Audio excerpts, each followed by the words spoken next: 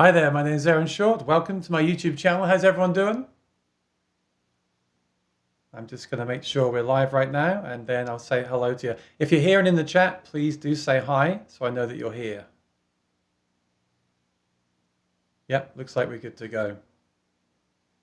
So I'm just going to start getting things ready. I'll do an intro and then we'll begin the show. Please, if you're here on Facebook or YouTube, please say hi so I know that you're here. Awesome. Mark Bell, how you doing, my friend? Great to see you. Can you see me and can you hear me clearly? Please do let me know.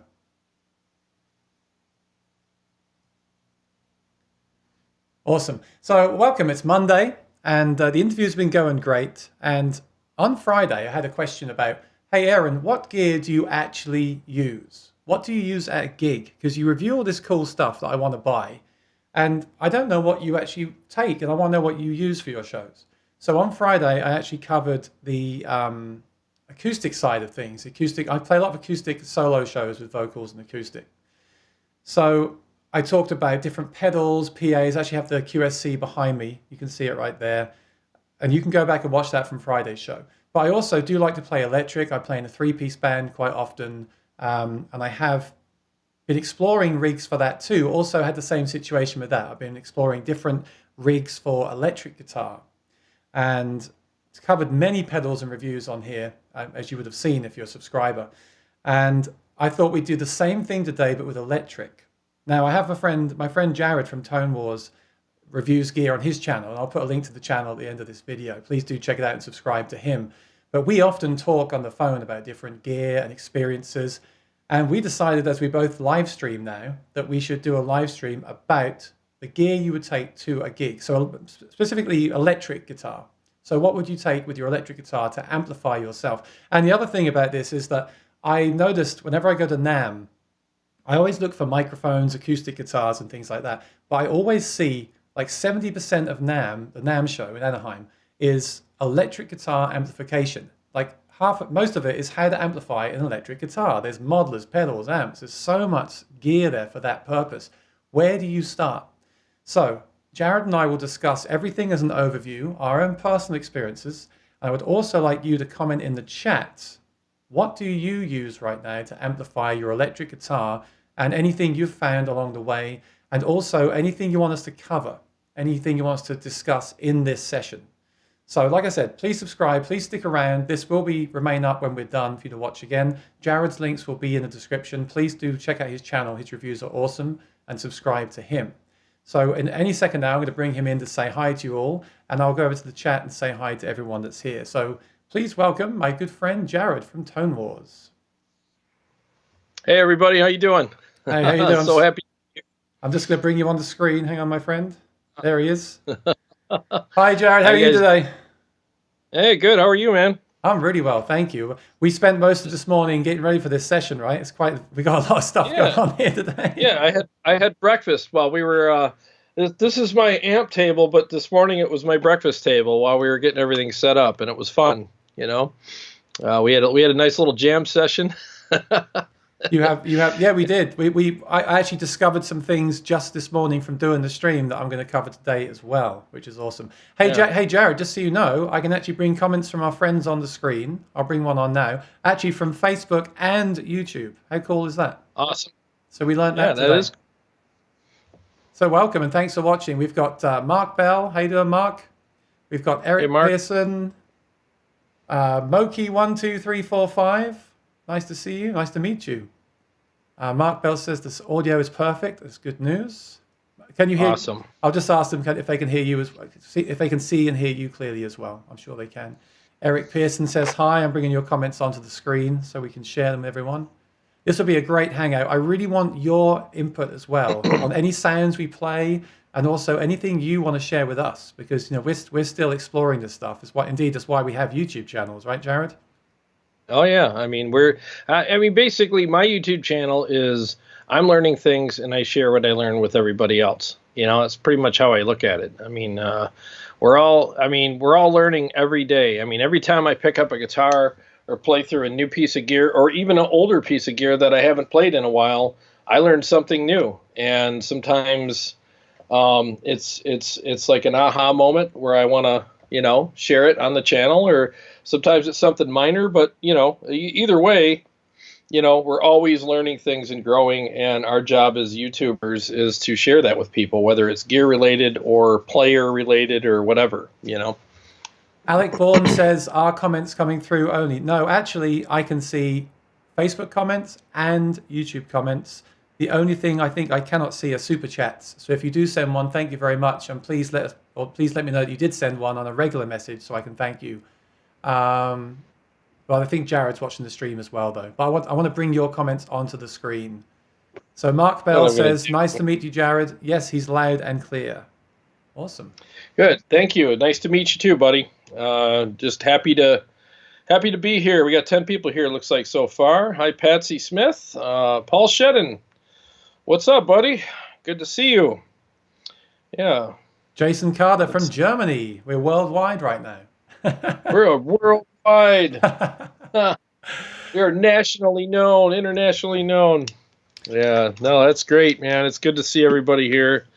Really looking forward to this, because you and I talk a lot.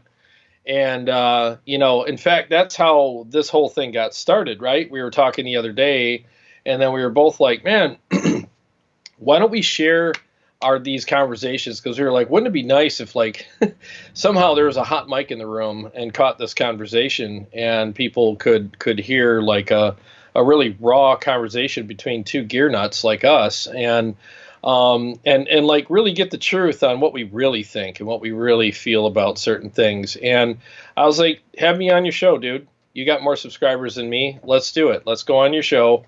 And let's talk about it. And I'll share it on my channel, which is what I did, and on my Facebook page. Did you share it in the Helix group? I did. I shared it in every group that we have gear from today. Yeah. So it's up to them to come and join in. Yeah. No, I mean, nice to see them.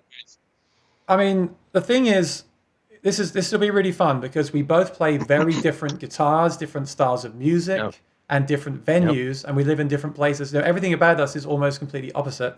So this will be a really good thing. I can't wait to see what things we have in common with gear, despite playing different styles of music. I think that will be really interesting, and that's why I want people to join in too.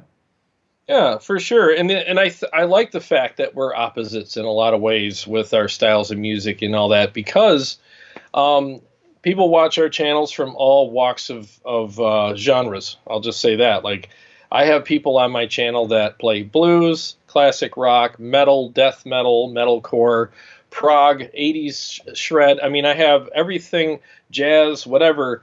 And they still watch because it's gear related and there's stuff that they can learn. But I'm more of a metal, prog metal kind of guy. And you're more on the opposite end of that, and you have different, like, I'm in Michigan, you're in New York, so you have different traveling scenarios than I do. So I just think it's cool because we can have these really different perspectives on all of that stuff that kind of surrounds that, and have everybody in between can learn something from it as well. Yeah. So I think this will be really useful. I want to get straight into it. I think this will be really useful for everyone and be very interesting. I'm going to play a bit of one of my songs later on as well with a backing track, so please stick around for that. Jared's going to play later as well. But to get started, just for people here that watch me and haven't seen you or met you yet, can you just give us a little intro where you're from, your background, and what kind of, how you got into music, basically? I'm from Michigan, lived here all my life, and I've always been kind of a metal guy. Even the 80s, when I was growing up, I was into Rush, Van Halen, Rat, Metallica, a little bit Metallica, to be honest with you, but mainly like Scorpions. I liked all that kind of stuff. Night Ranger, Brad Gillis was one of my big heroes because he's such an amazing, tricky guitar player that does a lot of cool stuff that I really like. White Snake, all that stuff, you name it, I liked it. And then Dream Theater came out, and then I was like, holy crap, who are these guys? And then it just next level, and I wanted to play like that. I wanted to write like that, because I've always been kind of a Rush guy, and all my songs always have a lot of changes and a lot of quirky kind of stuff in them. So when Dream Theater came out, I really started digging what they did, and started kind of utilizing some of their concepts into my writing. I've always loved gear. When I was younger, like most of us, I couldn't afford the best. I always had to go out and buy whatever I could get. Layaway was like that's like the norm for me. Um, and then I got out of music for about 20 years. I didn't play guitar at all for 20 years. The whole thing. Jimmy quit, Joey got married. All that kind of stuff. And then I don't know, for some reason, several years ago, I started picking it up again. I was asked to be part of something because people knew I used to play, and I was like, oh my gosh, I had to dust off all my gear, and then I had to dust myself off as well, and get my chops back and start playing again. And then, as usual, as predicted, you get bit by the bug again. And this time that sunk its teeth in a little further, and it stayed with me. And I got even more inspired. And, when you get older and more experienced and, you're doing a little better financially, now you can buy some real gear and you really get excited about it. And that was the number one thing with me that I noticed, that no matter what music project I was part of, I loved getting into the gear aspect of it just as much, and sometimes if not more, than the music aspect of it. And anytime that I was part of a project where I felt like maybe it was getting shaky, like it was going to fall apart because some members were going to quit or whatever, the first thing that hit me was, well, I can't play this gear if this happens. I can't. So I found out that I really like gear more than I like being in a band. So not that I don't want to be in a band. I'm just saying, like, I like gear very much. And I really started getting into just trying out different things. I went digital for a while, went back to amps, and now I have like hybrid rigs where I do a little bit of both, and then I have all digital rigs. I mean, we'll go over all that today. And I just decided one day to start a YouTube channel about gear and just enjoy that. And the nice thing about it is, for me, is I still get to play music. I still get to write music. I still get to practice. I still get to perform, because on my channel, that's what I do. I have backing tracks right here, and I perform to them like I will today. I just enjoy being able to do all that. And at the same time, I'm not dealing with all of the, the various issues that you deal with in a band. We all know what that is. No need to go down that road. But so I get to be more independent now with that, and still get to play, perform, write, practice, and I get to play awesome gear. And whether it's stuff I buy or stuff that gets sent to me for reviews, doesn't matter. I still get to enjoy it. And I am still in a band called Anastasi, and we're just a three-piece. It's just really simple. We do have some backing tracks that we perform to, and that's the way we like it. That was kind of like a decision that I kind of started when we decided to go down that road. I said, I don't really want to bring any more people in because it's too risky. We put all this work into it. All it takes is one person to kind of ruin it for everybody. So I would rather use backing tracks, and we could perform to those. Everybody agreed, and that all started, and it was like the best thing ever. So no more problems, and I started incorporating the backing tracks for my show and doing all that. So that's kind of my background. That's kind of what led me up to here. It's kind of the short version, but that's where I'm at. I just saw that Rich Antonelli was in here briefly. He says he has to go, but I wanted him to be here because he just got the synergy stuff that we'll cover later. What's up, Rich? Yeah, so if you can stick around, please do. Jeremy Vareo, how you doing, buddy? Hey, what's up, man? How's that new family member? Oh, his dog, right? Yeah, looks cute. Yeah, he's got that awesome dog. And Jeremy was up. I want to talk. He was asking me what streaming software to use, and this is the streaming software. So I feel like I'm in a plane cockpit right now, like with all these screens around me. But it's really cool. I'll cover you. I'll fill you in on that later. Rich says still here. Yeah, Rich, it's gonna be a while till we cover the synergy stuff. If you want to pop back later, but I think the best thing to sum up what you do is for you to play a track for us. Would you do that for me?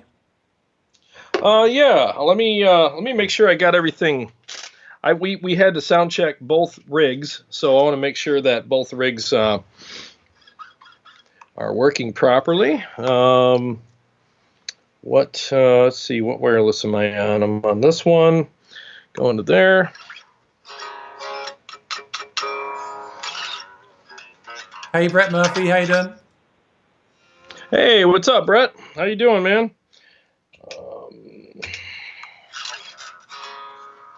Yeah, you have to bear with me a second here. Okay, you're good. You're good. Make sure. Yep, we got all this gear that we plugged in here today to do stuff with, and let me tune real quick. Yeah, so like I got 2 full-blown rigs down here right now, so keeping track of all this stuff's been really fun. This is And something. we did this for you guys. This is something we'll cover later on: simplicity and complication, because both our rigs today are pretty technical, which can have good things and bad things, of course. Carrie's here. Yes. Yeah. Hey, Carrie. Hey, Carrie. Carrie is my co-host on my show, and she's usually with me on Sunday nights. I mean, I should say she's always with me on Sunday nights, but there are other nights that she'll be with me here and there as well. But usually it's if you're going to catch her with me, it's Sunday nights.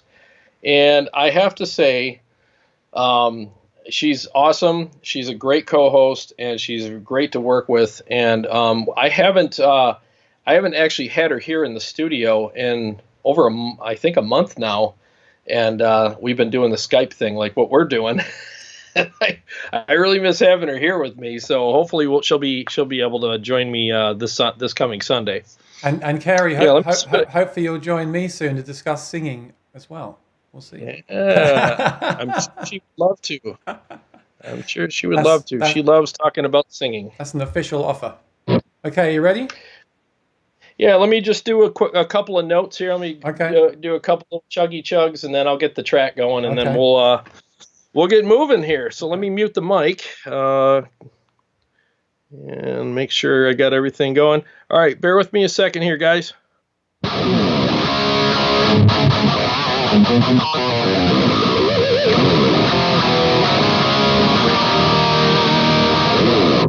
Sounds good to me.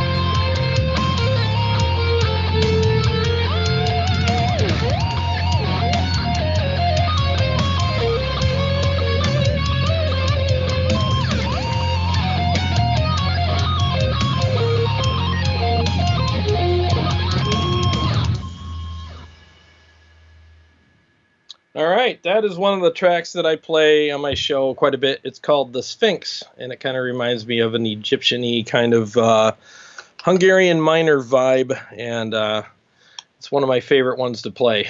I'll give you a round of applause over the internet. Thank you so much. That was great. I really enjoyed that. Let me just jump back to the chat because we've got some good friends of ours coming in here.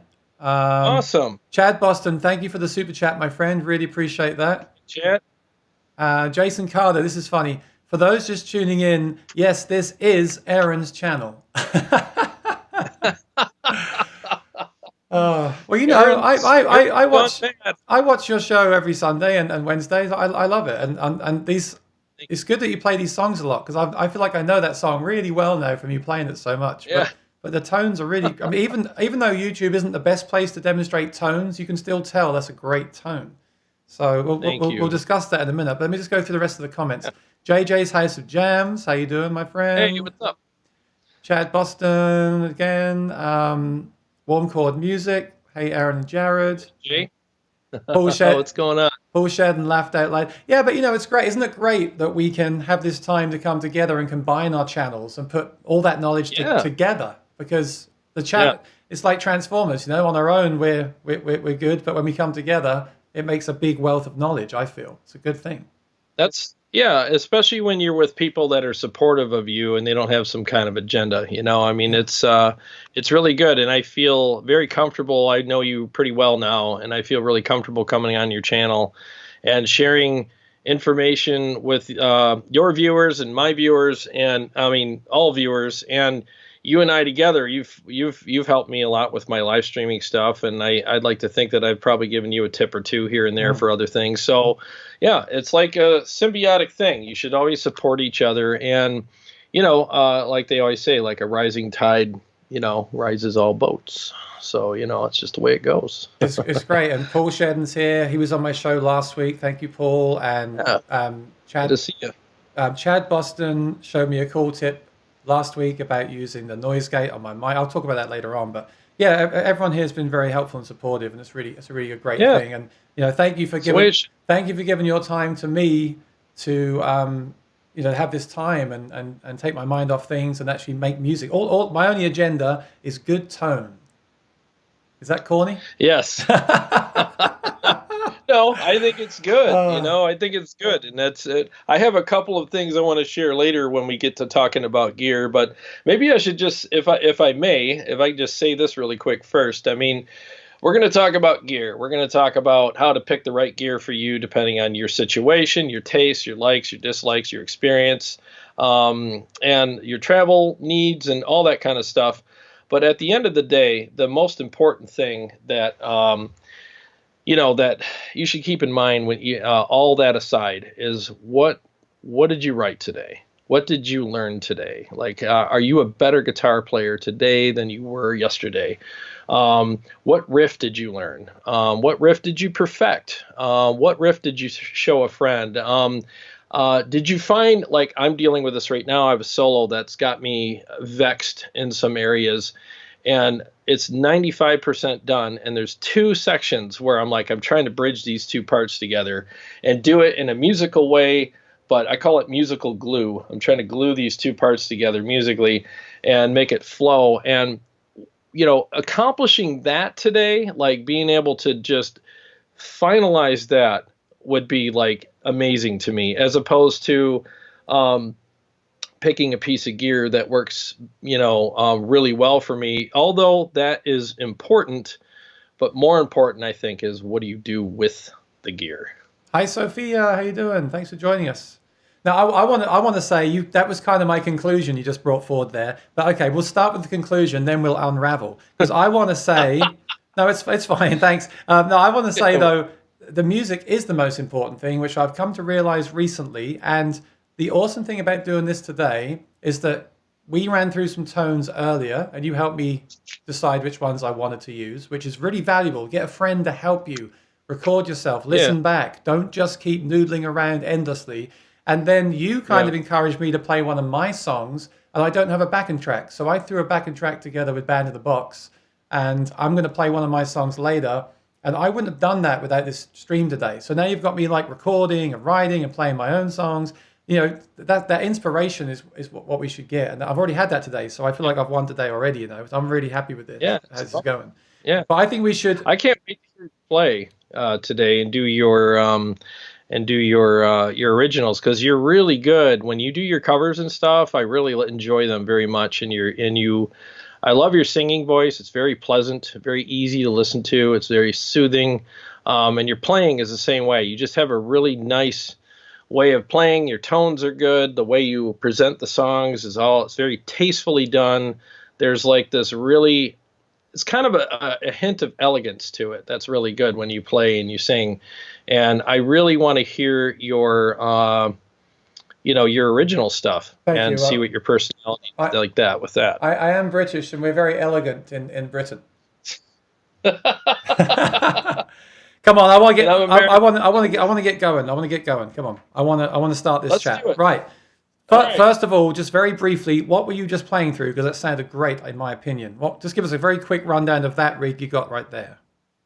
Okay, this is the Kemper stage. I don't know if you can see it on camera or not, but it's right here in front of me. And what you're hearing is it direct. It's going in stereo into my mixer and then out to you guys. And it basically, all the effects that I had that you listened to today are in stereo. So you heard the ping pong of the delay, and the profile that I played through is actually the profile I made myself of this Kraken, this Victory Super Kraken here. And that's the beauty of the Kemper. And we can get into that later, I guess. But that's what you heard was my own profile of one of my favorite amps with the Kemper. Okay. Yeah, I like that tone a lot. And that's a direct tone, right? Okay. Yep, it's a direct tone. Yep. Right, let's get started. I've got some bullet points here. I want you to ask questions along the way if you're watching along. I want you to give your opinions as well. I'll bring them in, okay? So, I've already said in the intro, there's so many ways to do this. There's so many companies making so many different ways to amplify an electric guitar. It's almost crazy how many options there are. All right? I know. So let me come to you and say, right, I need help with this. You know, I don't want to spend all my money on gear and try all this gear. I want to get your opinions. Okay, so first question I'll give to you. What are some questions you should ask yourself when choosing a rig? Let's say you know what style you play, you know what guitar you like. Okay, I've got Strats, you've got that's Ernie Ball, right? Let's say you've made that decision. You want to start playing live. This is mainly focused on live performance. So what are the questions you need to ask yourself? I've got my guitar. I need to go online and order a rig. What are the first things you need to decide? What do you think is the most important thing to decide before you even start doing this? It's a very good and that thing's loaded. It's a great loaded question. So basically, anytime someone comes to me and says, "Okay, well, how do I choose the right rig for me? I mean, you got some good stuff here, and I really like it, and you make it sound good, blah blah blah." I never answer them with an answer. I always answer them with a question, with like what you were just saying. So I would say, what kind of music do you play? Do you play out a lot, or is it something where you stay home and you just want to jam in your living room or your live room or whatever you have in your house? And have an occasional show or, open mic or, maybe something with friends or whatever, what kind of vehicle do you drive? What's your budget? What do you want to sound like? I mean, do you want something, are you in a situation with a band where, you guys all use in-ears?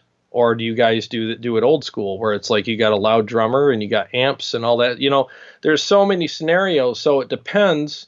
So I mean, I guess if you wanna give me like a good challenge, I mean, let's go over a couple scenarios, right? Like tell me, what a situation would be, and I'll answer it. Okay, let me think up a situation here then. So. Unless people in the audience have a scenario, I would prefer that. I would love this to be like a live workshop. Give us either something you need, like real life, like you're looking for right now, or make one up for us. I'll start with one. I play in a 10-piece wedding band electric guitar every week. Okay. Twice a week, every weekend. What should I get? What should I get? Ah, okay. So where do you live? I'll base it around me. So, okay, I live in New York Yeah. City. Okay, so you live in New York City, so you typically will take an Uber or, something like that to a Okay, gig, I right? can't. We're gonna go into role play. Okay, right. We're gonna do the conversation right here. I'm calling you up. Hi, Jared. I live in New York City. I don't currently own a car. I play semi-professionally twice a week. Very nice wedding gigs, and I have the guitar I like to play. But I need to amplify myself with this band. So what do I need to get, in your opinion? Okay, do you guys use in-ears or do you need some sort of monitoring on stage? So at some gigs, they tell us to bring a monitor, a monitor or an amp for ourselves, and at some gigs, they don't want any volume on stage. So I need to cover both bases. Okay, so do you use in-ears? I use in-ears for some gigs. Yeah, some gigs we're not allowed to amplify on stage, silent stage, and some gigs we have to take an amp or a monitor to hear ourselves. Okay.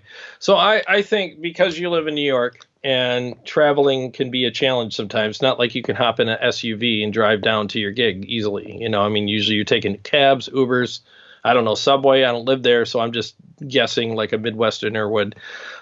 So you need something compact, right? You need something compact. You need something that's easy to carry, light. Maybe it all fits in a duffel bag that you could, or backpack you could put on your back, and fit in a car easily. Because I mean, let's face it, if you call an Uber or a taxi and they pull up and you have a refrigerator stack, like a two 4x12s and an amp on top with a giant pedal board and three guitars, he's probably just going to put his out of service sign on his car and just keep going. Yeah, I mean, yeah. I'm not taking that. So you need something compact and mostly direct, with with maybe a small monitor system, that you could take with you. So I would say like the best direct product out there, and this is arguably said. I mean, everybody's got their own thing. According to my taste, would be the Kemper. I think that as I displayed earlier, it just sounds fantastic. And if you have favorite amps at home and it breaks your heart that you can't take them to a gig with you, well, you can profile them like I did. It's not rocket science. I mean, if I can do it, anybody can. So you could take your amps with you. And this thing literally, I mean, you mentioned Transformers earlier. This thing, I mean, remember when Bumblebee drove by that nice Camaro and then he tipped up and then turned around and he became the good Camaro? I mean, that's literally what the Kemper does. It becomes your amp.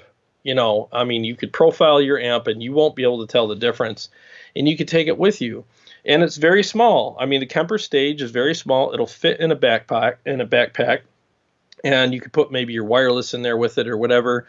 And all the direct sounds that it has are very good. So you can use it direct into the front of house, and then you could send a separate feed to either a cab on stage with you, like a small cab, which the Kemper cab is amazing. You can get a small, like a Friedman ASC 10, which is about 35 pounds, very small, and it sounds amazing. And it give you plenty of volume on stage. Or if you have in-ears, you can send another feed to your in-ear, like it's got a monitor out to your in-ear monitor system, like what we're using right now. And then you get in it. And I'm not kidding you, like the in-ears that I use are $60, and they're 5-driver in-ears, 5 on each side. And I got the what same. I'm I got the hearing, same, right? Same as you. yeah, you got the same Yeah, ones. yeah. So what I'm hearing in my in-ears is amazing. It's fantastic. And it's a combination of the in-ears with the Kemper, but it's mainly the Kemper that's doing the work. It sounds really good. So you're not going to be on stage going, "Oh God, I just can't wait till the gig's over." It's grin and bear it, and it sounds fantastic and it feels great too.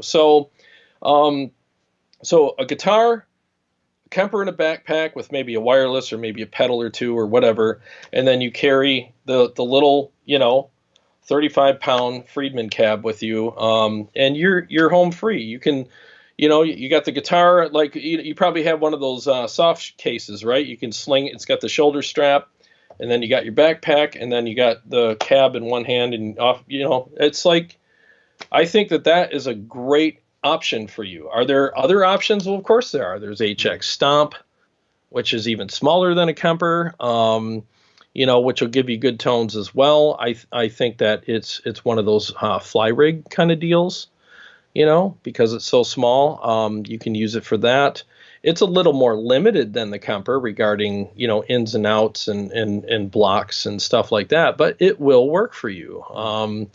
And you can use that with a Friedman cab as well. So anything like that, I think that would work really well for you. I guess there's more questions to ask because, for example, if you play blues and play one sound with a wah, then you could easily use an HX Stomp because it is kind of limited, like to 5 buttons with the external switch.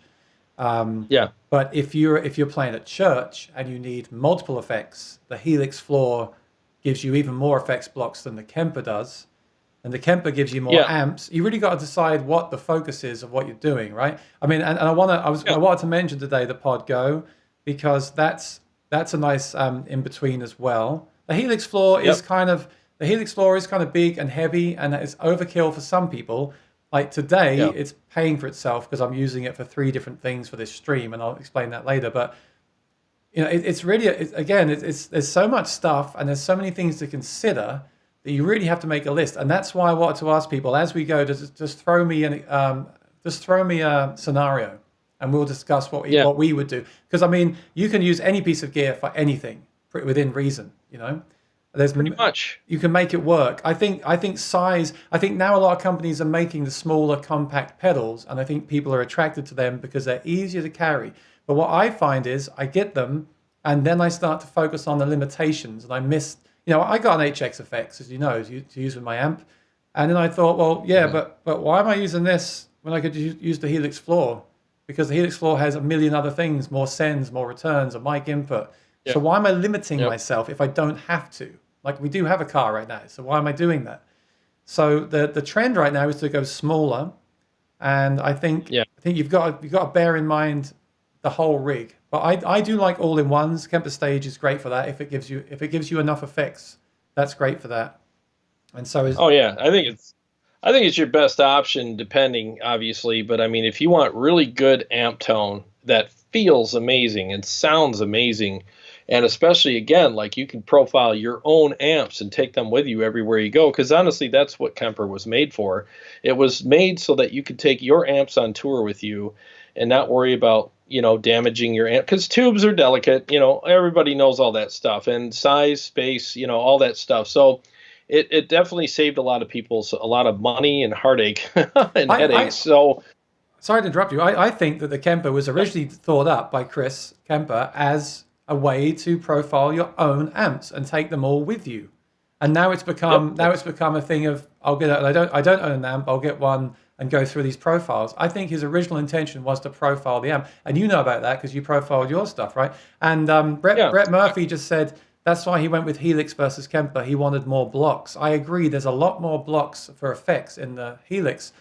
But I think the Helix was kind of made, the tagline for Helix when they released it was real smart control.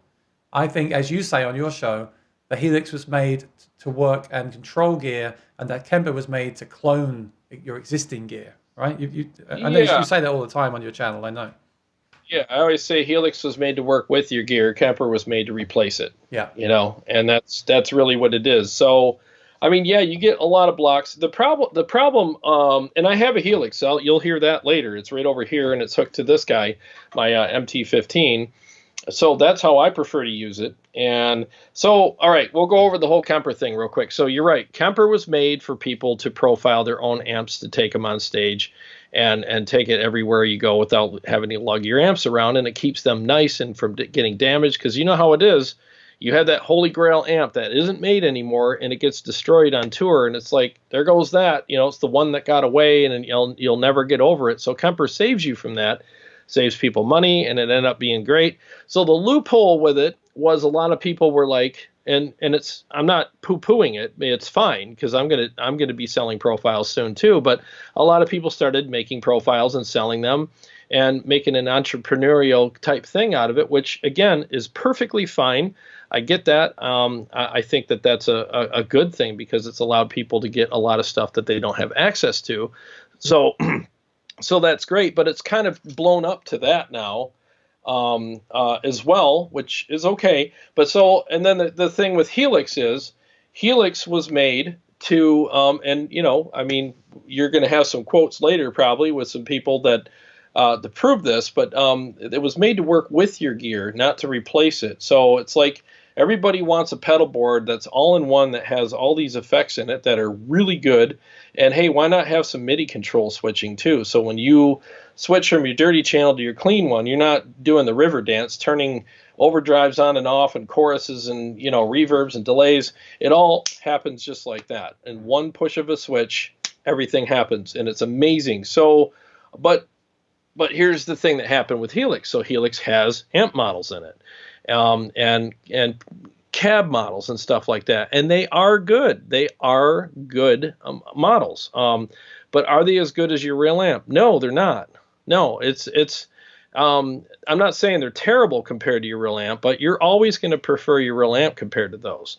So Helix has those as a, like, all right, if you're on tour and your amp blows up, dial in an amp real quick and you'll get through the show, and it'll sound good and convincing enough to get you through the show. But after the show, what are you going to do? Are you going to say, well, I don't need my amp anymore? No, you're going to get your amp fixed, but it's that really awesome donut tire that got you through what could have been a disastrous night. Well, what happened there is a lot of people started making presets and really, how you get these giant groups on Facebook, which are really good to have because there's a lot of good information being shared in there. But there's also, it becomes like a tribe, and people want to talk about the amp models are better than the amps, and all this kind of hyperbole starts going on. And pretty soon, like, the tribe mentality takes over, and everybody just, I sold all my amps and this and that. And it's like, I mean, that's good. I mean, if that works for you, that's fine. But at the same time, you'll be back. You're going to find an amp you like, and you're going to go back full circle and control it with your Helix. And that's really what the Helix was meant for. Yeah. I mean, I don't think you have to buy into that. I think I fell into a trap of reading other people saying they didn't need an amp anymore, so I gave up on amps. But then once I got an amp again, that whole video I did with Henning at NAMM, I was like, oh wow, it just sounds incredible. And when you plug into whenever I plug into a Fender Twin reverb, it blows me away. But I could never take that to a gig. So there's this whole balance. And one thing we'll talk about later on is a hybrid setup, because that's what we're actually, we're both kind of using the same rig right now, which is kind of funny. Yeah, that's my favorite setup, is the hybrid. Okay, let's break it down even more then. So an amp. What's the bad thing about using it? I'm going to think off the top of my head. Using an amp. I mean, I know sometimes they fail. I know you have to pay to maintain them. I know you can get light ones, you can get heavy ones, and you don't have to get a huge amp anymore because you can mic it up easily at a gig, right? Yep. So that's cool. So what real amps do you like right now? What's your kind of amps of choice at the moment? So I have 3 tube amp rigs, and for the lunchbox era, I honestly feel, and I've tested a lot of lunchbox amps on my channel. I had a night where I tested, like, I don't know, 10 of them or something in a row that night. I liked a lot of them, but the one that came out ahead was the PRS MT15, which is this guy here. So I really like this amp. As far as lunchbox amps go, in my experience, this is the best bang for the buck. It's got an amazing clean channel that sounds just fantastic, and the lead channel on it is just it's like anything from classic rock to the second coming of Satan. I mean, anything anywhere in between. I mean, it'll give you Hellfire and Brimstone and Judgment Day all in one, or it'll give you like classic rock. So it'll give you everything. So it sounds and feels amazing, especially when you slam it with an overdrive. So I like that. I have my Synergy rig, which is an all-tube rig. I use the power section that you get the Syn 5050, which is a stereo power amp, and I run all my Synergy modules through it. And the nice thing, I wonder if I have one behind me. Yeah, I do. The nice thing about the Synergy modules, are very small. It's a real tube, preamp section made by, like, I got a Soldano here. It's made by Mike Soldano. And it's $399. So it gives you variety, it gives you portability, it gives you affordability, and they're always coming out with new preamps, and you always keep the same power section, or you can run it direct, through the Helix as well and use an IR. So that gives you a ton of options, and I absolutely love that rig very much, very, very much. And then, of course, I have the Kraken right here, the Victor Kraken. Just to hold you there, Raphael says, do you think the MT15 can be used at home with a 1x12? Yes, absolutely.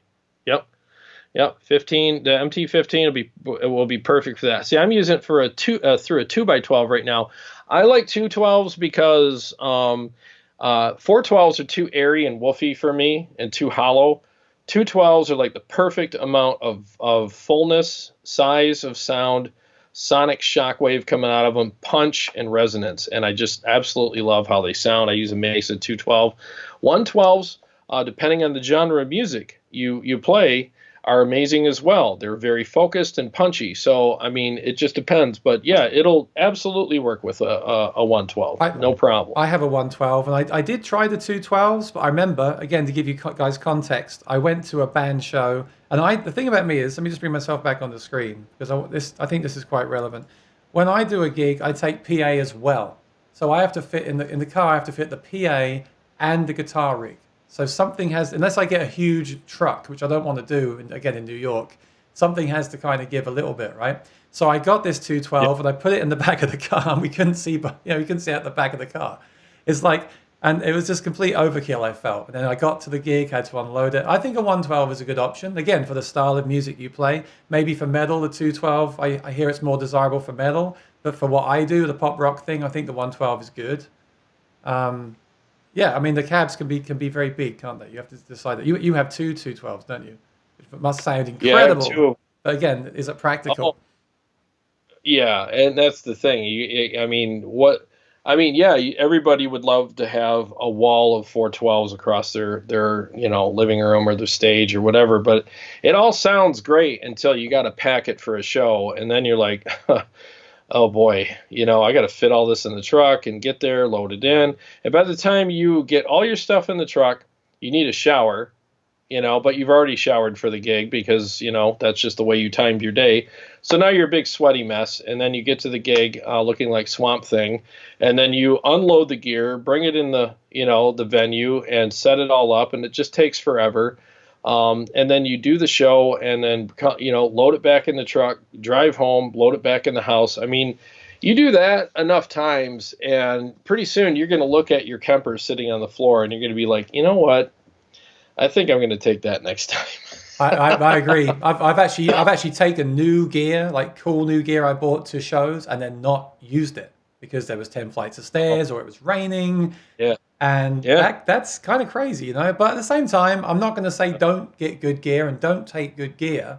Just weigh everything up and maybe have two options, like a portable rig and a bigger rig that can work modular. I'm going to bring up some controversial questions now from the audience. Sure. Because do it. I like to discuss these things. I find that this is, I spend many days getting my head around some of these things. Right. Yeah. Jim says, I love my amps, but the Kemper is perfect for me when I want a different tone or amp, and 90% as good as the real thing is close enough. Now, I'll start with this one, and I want to put a question to the audience.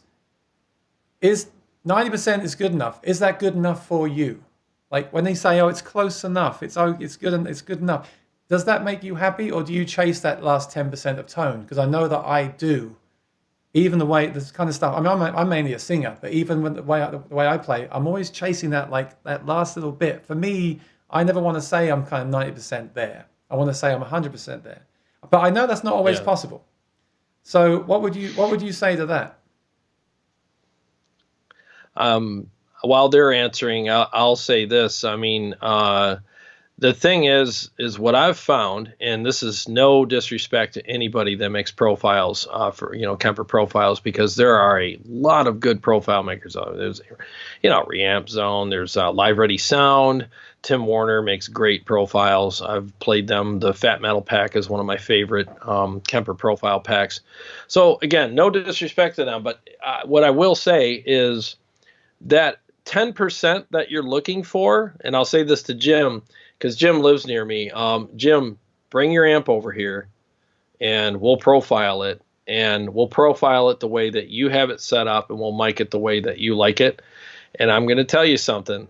When you get home and load that profile into your Kemper, you're going to find that last 10%. It's going to be in there, because the best profiles that you will ever play are the ones that you make. And the reason why is because you set the amp up exactly how you want it. That treble knob is not anywhere else but where you love it. It's what tickles your ears, man. The bass, the mids, the gain, the volume, the preamp, everything, the resonance, the presence, everything's exactly how you want it. And I will also say this, with the profiles that you make, and if you use an overdrive pedal with that amp, use that same overdrive pedal with your Kemper profile, and you won't be able to tell the difference. You just won't. So that's the 10%. The 10% you're looking for is when you do it yourself. Okay. Controversial question number 2. Live, it's not all about me. The audience won't know the difference, in my opinion. What do you think about that? That's actually a really who put it. I can't see the comments. That's Brett Murphy. Brett, smart man. That's a very good point. Because there is truth to that. I mean, I've been to some of my friends' shows, okay, and afterwards I'll be like, "Dude, you sounded amazing tonight." And the first thing out of their mouth sometimes is, "Really?" Because I was hating what I heard on stage. I just couldn't stand it. And I was like, "Sounded good to me," And I'm pretty picky, So. And I wasn't trying to be a suck up or whatever, because I'm friends enough with people where I could be like, "Bro, what's up with your rig tonight, man?" Because there's been times where it was like that too. It's like, good show, I loved it, but dude, your rig sounds kind of weird. What happened? And then they'll be like, "Yeah, I'm dealing with some issues." So the audience typically, as long as you're playing the songs properly and your tone isn't like piercing their ears and making their ears bleed. He's right. I mean, for the most part, a lot of people probably won't know the difference. But here's the caveat to that. So I'm gonna take your point, Brett, and I'm gonna and you set it up really nice for my racket to hit it perfectly. So here it is coming at you. I know what you're gonna say. But if you as a player are miserable on stage because of what you're experiencing with your ears and your hands, and your mind is on it, and you're up, it's just like, why doesn't this sound right? Why doesn't this feel right? My sustain's gone, my harmonics aren't ringing out, it feels weird, and it's going to affect your performance. And you're playing to the point where maybe you're not at your best, and the audience does notice that, if it does affect you that way. So there's kind of like the caveat to all that. Jim says sometimes you don't have tens of thousands of dollars to have the real amp. I agree. I mean, I'm not saying to go out and spend your whole life savings on this stuff. Oh yeah, of course, and that has to factor in. And I'll be honest on here. I've wasted a lot of money on gear that I never should have bought and then sold it on. That's kind of why we're here. Phil McKnight said he's here to tell you, like, to persuade you not to buy something.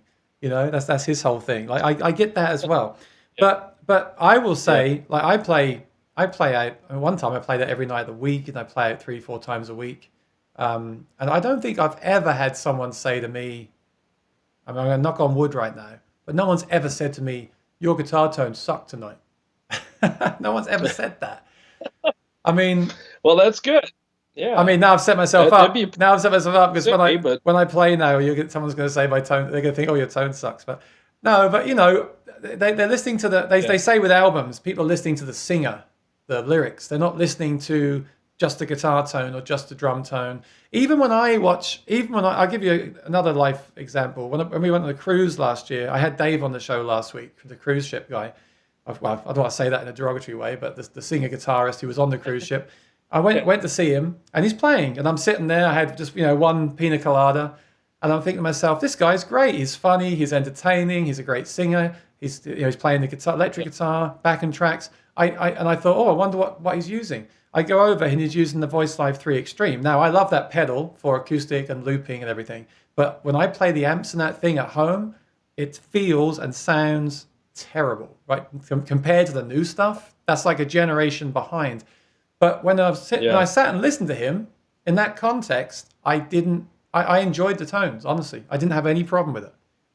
So that does tell you something. But you're absolutely right what you said. It's not always about the audience, and many musicians tell me this. It's about you.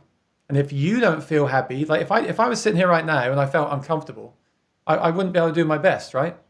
You need to be Yeah. you need to feel like you know that feeling when I always say to you, like you always say to me, well, do you shred and stuff? And I say, look, the thing with me is I should be able to pick up a guitar, put it on, and hit an open E chord, and it should just fill the room and hit me like Yeah. those Fender Twins Yeah. do. It should do that, and that's my kind of Yeah. benchmark. So if you never played a Fender Twin and you play blues and country, go and find one, plug into it, turn it up. Only to like number 3 and play an open chord, and it just hits you in the face. And to me, that's what I want. I want to sound bigger than I am, and that's Yeah. really what I'm chasing. That fullness of tone.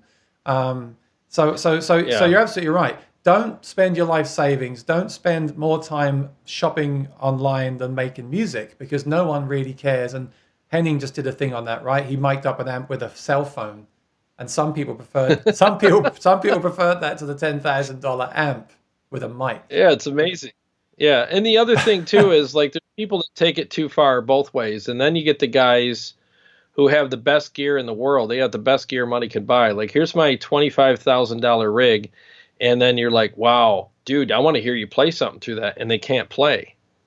They can't really play that well, and it's just like, oh my God, if you would have spent that much money on lessons, you could make a cheap rig sound good. So there's like an example, extreme example for you to be like kind of like what I said at the beginning of the show. It's like, what did you play today? What did you learn today? Did you write something? Did something inspire you to be better?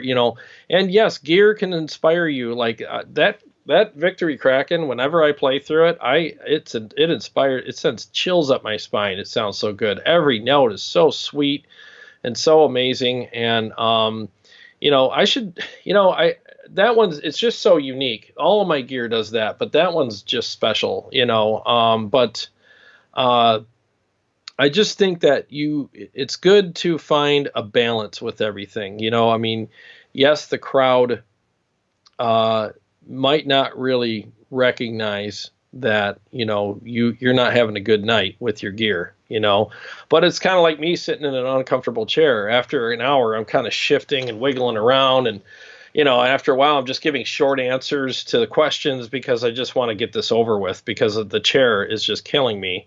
So it's the same thing with your gear. People can see it sometimes, and you have to like it. You really do. I mean, everybody talks about that where they do a fly date and there's a back line and they show up with their guitar and they plug into the back line and they're like, oh God, I hate this amp. And you have anything else? They're like, no, that's all we have. And you're like, oh, this is going to be a crappy night, man. And it's a grip and grin session for you. That's another reason to run your own sound and have your own PA and do the sound yourself and use in-ears, because then you have, like you guys use in-ears with your band, so you have the same mix all the time, and you have ultimate control because you run the PA. That's a good reason. As long as you know how to do it, that's a good reason to do all the sound yourself. I haven't done many gigs where I show up and plug into a backline, but I can imagine that could be a complete disaster because you don't know what you're plugging into, right?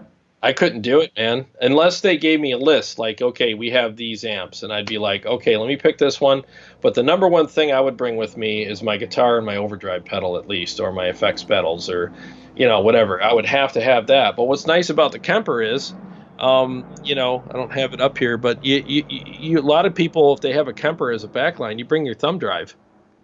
That's all you pack is your guitar and your thumb drive. You show up, you pop it in there. All your rigs go in and done, and you're like, I got the same rig I play at home every day. I'm very familiar with it, and I'm, I mean, that's probably like if I was to do a fly date and they had a Kemper there and I looked at all my gear, I would bring my my thumb drive and my guitar, and I'd be done. It'd be like, There you go. Yeah. That'd be the easiest decision ever. Well, here's a You plus. know. Here's a plus for digital because you can set up your like. If I set up the Helix here and save it, if it gets knocked on the way to the gig, it's still going to be the same when I get to the gig. Whereas sometimes with analog pedals, they get moved around. You have to like write on them where they Yeah. were. You know, the digital stuff Oh is yeah. much more flexible and convenient. And then Yeah. the analog stuff. Sometimes I feel we get. I mean, I've owned amps that didn't sound. I'll be honest. I've owned amps that didn't sound amazing. I don't know if that was me back in the day not knowing what I was doing or if they just didn't sound amazing. I still think you've got to shop Yeah. around. But there's something about playing through the cat. Well, what I always say is this, you know, people talk about does it sound like an amp and does the modeler sound like an amp? The modeler is not an amp. The modeler is a mic in front of an amp. And some people like that because they play in the studio all the time. Like I think Eric Klein did an interview where he said his whole life he played through like in recording studios. So he was used to that sound. Some people like that Yeah. sound. You know, you can have a recording of the 4x12 or the 1x12 and you can switch. But people, here's a good question. Is it our age? Is it that we grew up playing in venues through real amps that we need the amp in the room? Or is it just that the amp in the room is better? What do you think about that? Um, Good question. And I guess I've often said something similar where it's like, what if digital was first and amps were second?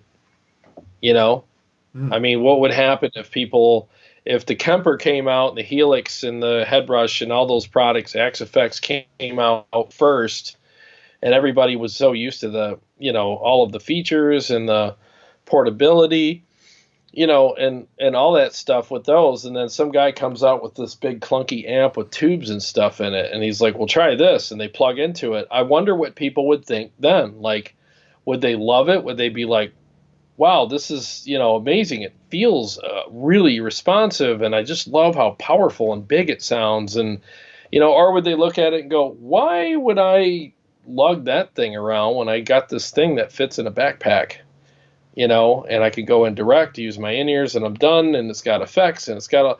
I just wonder if people would just dismiss it right away, you know, and just go, it doesn't have all this stuff, so bye-bye. You know, it's kind of like buying a classic car. You know, it's bad on gas, it handles horribly, it looks amazing, and it sounds amazing. I know I had one.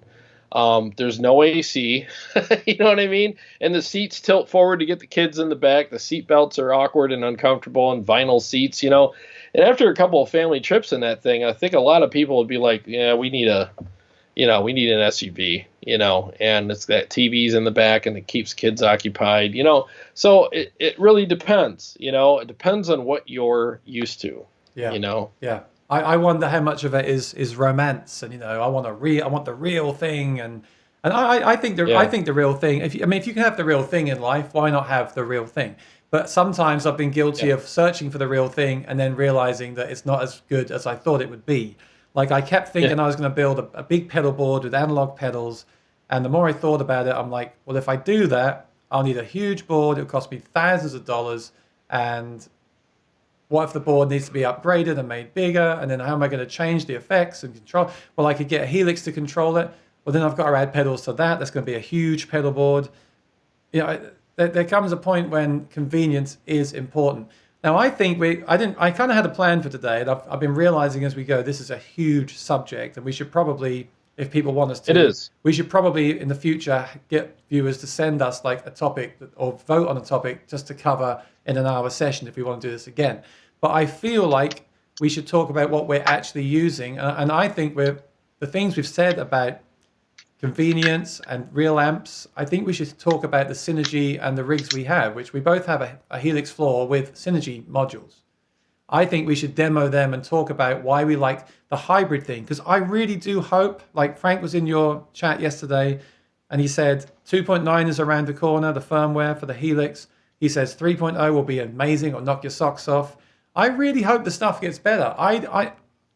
Here's a question for you, Jared, or a statement from me. I don't want to have to own a tube amp because I live in an apartment in New York. I don't want to have to own it. I like the sound I get from it. But if the modeler could, if the IRs, same with acoustic guitar actually, if the IRs could be more focused and take out that room sound and be more like an amp in the room, I'd be really happy with that. I want an all-in-one solution but I also Yeah. want to feel that power of the thing. And I cover this with acoustic. Same thing with acoustic. Acoustic guitars now are getting IRs too, and a lot of people can Yeah. say the same thing. When you hear it downstairs through the speaker in the restaurant downstairs, it sounds like a CD. It's incredible. But when you play it on Yeah. stage, you feel like you're playing through a CD. You feel like there's disconnection. And people say it's Yeah. digital. I don't think it's digital. I think it's the fact you're hearing the mic in front of the guitar, and not when you sit there and play, you hear your head's above the guitar. I think there's different Yeah. things like that. I think we all need to learn that sound, but I do hope the next wave of gear will somehow address that, if it's even physically possible. I don't know. Sometimes I feel guilty to sit here and say they should do this, this, and this, because I can't even hang a picture on the wall, you know. But I do hope, and we'll finish with that. Like, what do we hope for the future? But that's one thing I hope will happen, that it will become more like that. Of course, my question before to you was, do the kids of today, are they used to those sounds? Will they not like that? I don't know. It'll be interesting to see in 10 years what's happened, I think. But let's talk about what we're actually using. Go ahead.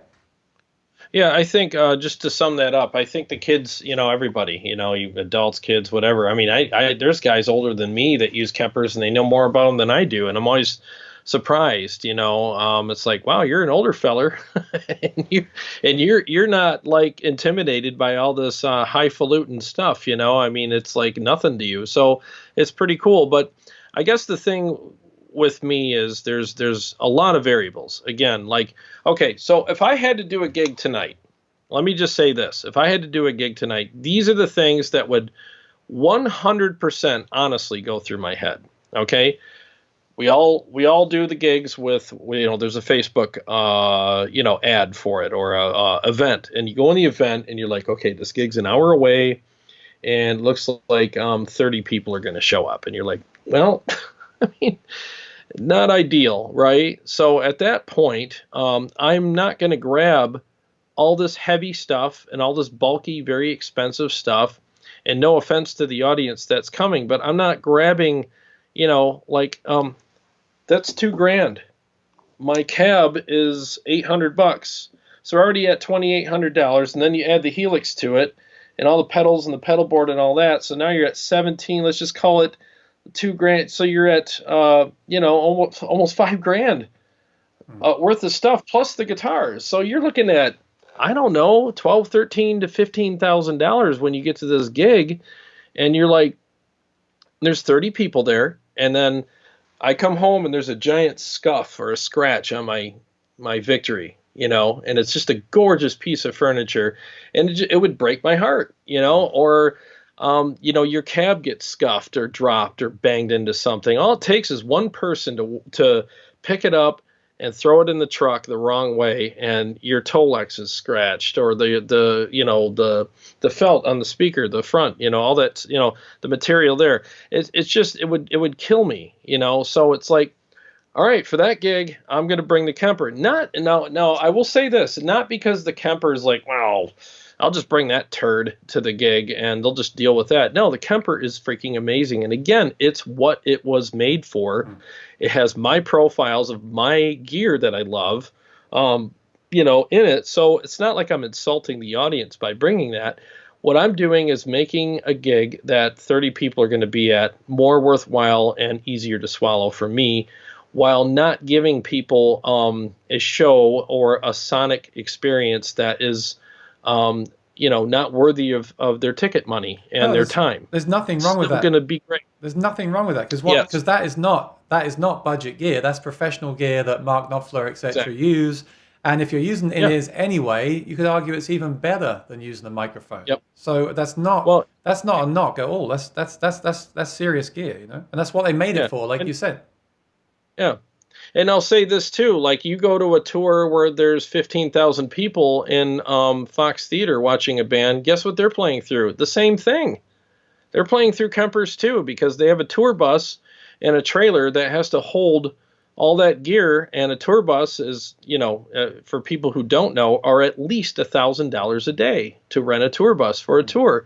And then if you got to get trailers and another tour bus to pull that trailer, now you're at $2,000 a day plus the trailer rental, and it's like after a while people are like, okay, we need to simplify some things and save some money. So but they're not giving you something that's not good. Now, there is gear out there that's digital that's not so good. And if you do that, well, that's a threshold I don't think you should cross. But now here's the other thing. Let's say I was doing a gig where there's at least hundreds of people showing up, and it's kind of a big deal. It's like a premier gig for me, and I know that we're going to be paid X amount of dollars, and it's kind of like you wear a certain outfit to go out to a midline restaurant, but you wear a better one when you're going to prom and taking somebody to, you know what I'm saying, like a special date night. You're going to dress differently for that. So it's the same kind of thing with this. Like I'll bring my Kraken, I'll bring my my Helix and my cab and stuff like that, and I could still use my in-ears and all that. But something like that would be something where it's like, oh, I want to kind of bring my best stuff tonight because it's worth the effort and the risk. Or you would pay a roadie to take that for you and set it up. If the gig was was that big, then yeah, because we're talking about taking our own stuff to our own gig. I'm talking about taking the PA as well. That's why I wanted to go direct in the beginning, because I'm like, well, I got the PA, so I just want to go direct. But what I found is that I want to switch over there to what we're actually using, the real amp, and I also like the preamp, because there's different ways you can do this. You can use tubes for the preamp, or for the hybrid rig. Like I'm using the tubes here for the preamp, and then I'm going through an IR in the Helix and direct with in-ears, which I usually don't like. I don't like in-ears, but I've been using them the last few weeks. And I'll be honest today, I'm pretty happy with the sound. I don't know if that's the tubes and the preamp, or I'm more used to it. I do think with gear, you should give it a chance. I think a lot of musicians buy something, decide they don't like it in 24 hours and return it. I do think when you do something, try a new piece of gear, you need to really stick with it for a while and really play it and see if it's going to work for you. But that's why a lot of stores have a 30 to 45 day return policy, because they know it takes time. Yeah. I mean, if you jump into a hot tub full on, you're going to say it's too hot. But if you ease your way into it, you'll stay in there a while. Yeah. That's how gear is. So what I'm going to do is I'm going to hand you over to Jared. I'm going to grab my guitar and I'm going to talk you through the rig I have here, which I'm really digging right now. And I'll play you a song. And then I'll come back and ask Jared to do the same. And we'll kind of start to wrap up like that. Okay. So I'm going to hand you over to Jared right now. And I'm going to grab my guitar. I'll be right back. Okay. So one of the other things, I'm going to read a couple comments here too. One of the other caveats too, like when I was talking about what gear would I bring to a gig, depending on how big or small it was I'll give you a quick story. Like we use in-ears, and I have a wonderful singer named Carrie, who's also my co-host. And I brought on this one gear. I was really excited about bringing my Friedman cab with me so I can have a cab on stage. Even though I use in-ears, it was just nice to have a little more presence on stage. Well, here's the problem with it, though. When you use in-ears and and you have somebody walking around the stage with a live mic that's picking up everything that's on the stage, well, guess what happens when my Friedman cab starts roaring? Well, it picks it up in her mic, and it's feeding back into her ears, and she's hearing way too much guitar now. So one of those things where it was like, I brought it for nothing, because she was like, I'm really sorry, but this is really screwing my mix up. When I turn a certain way or get to a certain point on the stage, I suddenly, my perfect mix turns into a nightmare, So, and that's one of the reasons why, John Petrucci from Dream Theater does not have James LaVrie's vocals in his in-ear mix. And they were like, why do you not have vocals in your in-ears? He said, well, because every time he walks by the drum kit, the mic picks up the drums, and all of a sudden my mix goes to hell on me. So it's scenarios like that. You really have to think that stuff through. So as much as you would want to bring your loud stuff and your amazing favorite this and that on stage with you, you have to be a team player and think about the people that are in the group with you.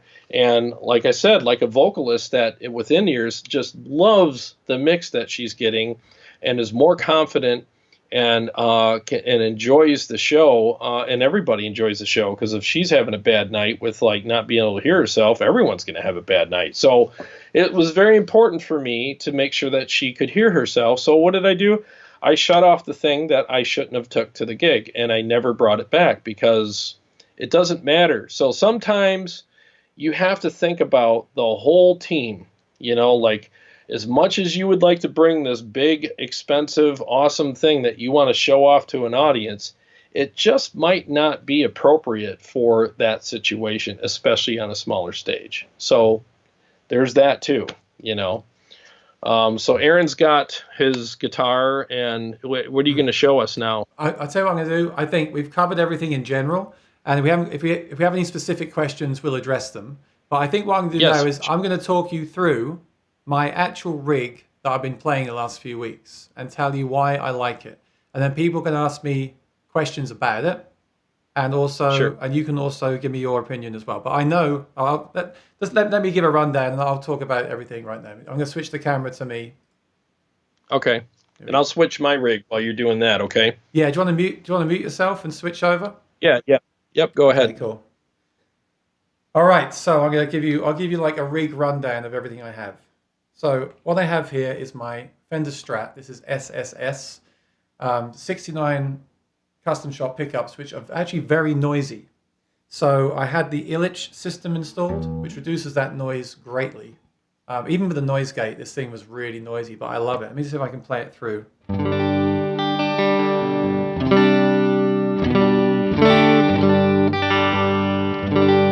So let me know if you can hear that okay.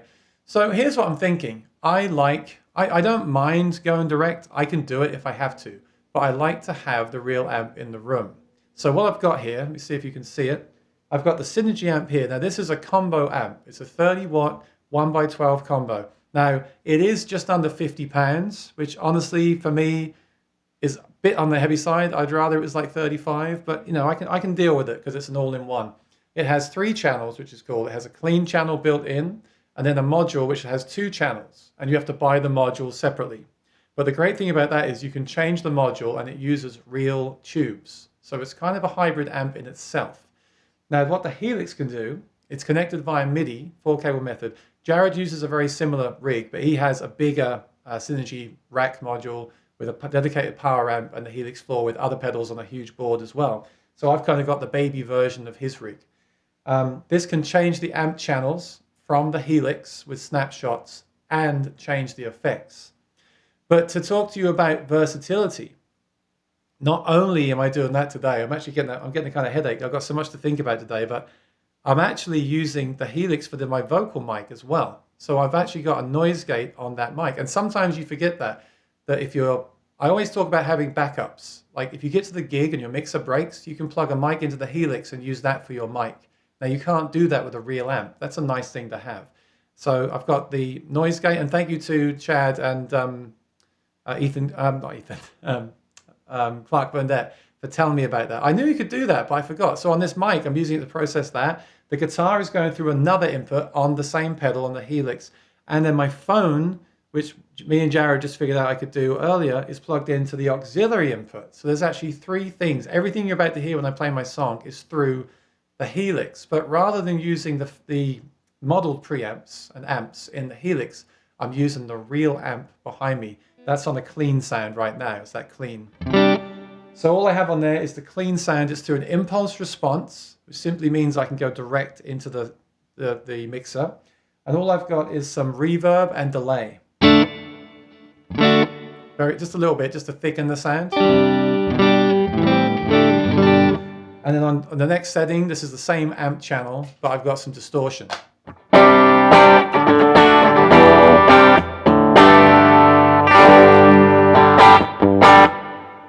And honestly, that's most of what I do, because I'm an acoustic player. So I do a lot of cleans, a lot of crunch. I do heavy as well. I've got the heavy sound on the amp for channel 2. I could switch that and show you later if you want to see it.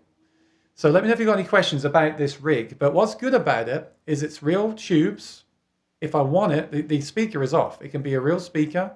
It's real tubes through an impulse response. I love the York audio impulse responses. I'm using that today. And then the Helix can control it. But not only can it change channels and add effects, it's also doing that other stuff today as well, which is a cool thing. You might not use it, but it's nice to have it there. as a backup. And what I like about it is there's lots of blocks and things to use. People are talking about the updates. I think 2.9 is right around the corner. And they're going to do even more with that, with moving things around. The more flexible these things can be, the better. For me, that's the whole point of digital, being really flexible and convenient. And then if the sound gets there, it's a bonus. But I do love the sound of this through the in-ear. I got to say, I usually don't like the sound of distortion through in-ears. But this preamp, which is a Dumble clone through that impulse response that I love, which is a 212, into these in-ears, to me sounds really great. I mean, it doesn't have it's not like pushing me, and I don't feel the air, the kind of kick of the speaker, but the tone and the feel of it is there. And that's why I think this is a really great option.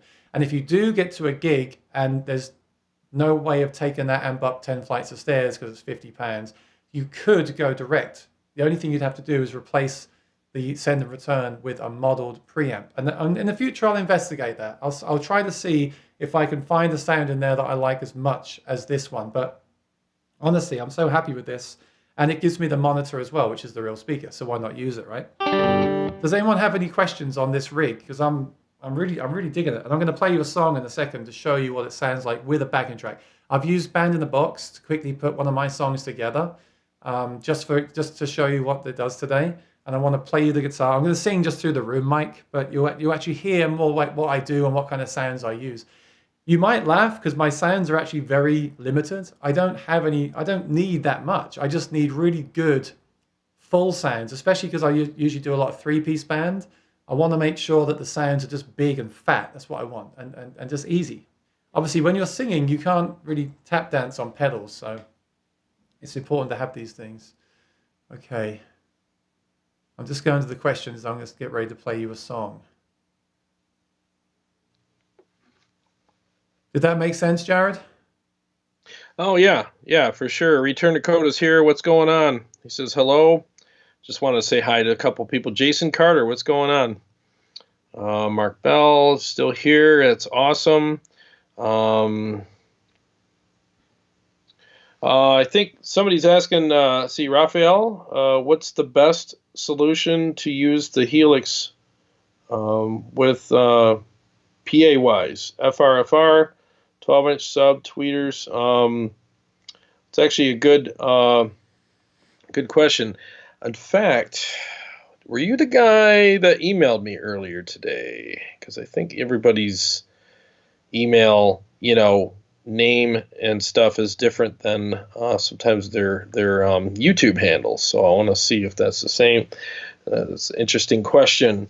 We could go. You want to go over that real quick before you do your thing, or you want to do your thing first, and then we can cover that stuff. I want just quickly. I'll say this. He's also said this is precisely the discussion I've been having with myself. So I'm glad we're helping him. My only concern is buying a Helix or Kemper, spending the money, having it outdated. Now, my answer to that is it's a bit like an iPhone. This is a computer. This Helix is a computer. It will become outdated. It will still do the job it's doing today, but there will be a new version. But, I mean, there's good and bad with that, right, Jared? The good thing is we'll get new tech. It'll sound even better. Well, not always. Yeah. New products are not always better than the old ones. But, I mean, I did a gig last year, a wedding gig, and the guy had...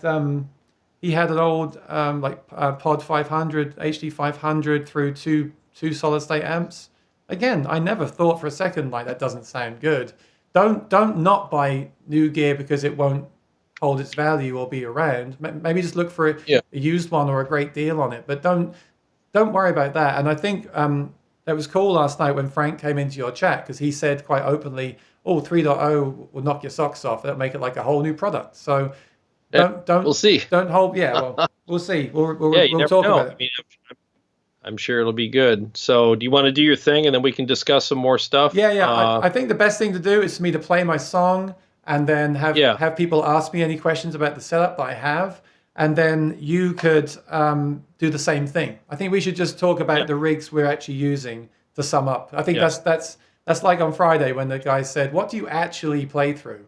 So let me play you what I would actually use tonight at a gig. It would be exactly this, but I'd probably have the speaker on in the room. I wouldn't have in-ears because most gigs I do, I could just have the amp on stage. But I've got to say, Jared, I'm through doing these in-ears through these live streams. I'm starting to like the in-ears, especially with the real tubes. It's kind of cool. Yeah, Yeah, I'm going to mute my mic so there's no interference with your performance. So go ahead and do your thing, man. Okay, awesome. Thank you. I'm just going to change some settings here very quickly.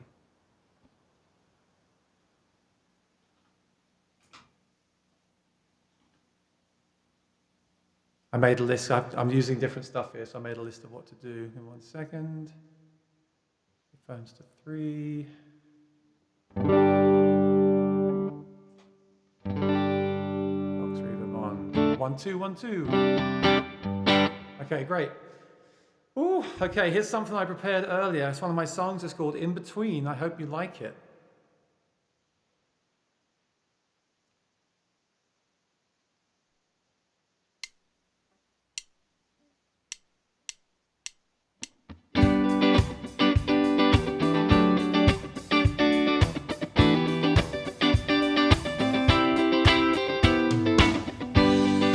I'm not lost, but I'm not found.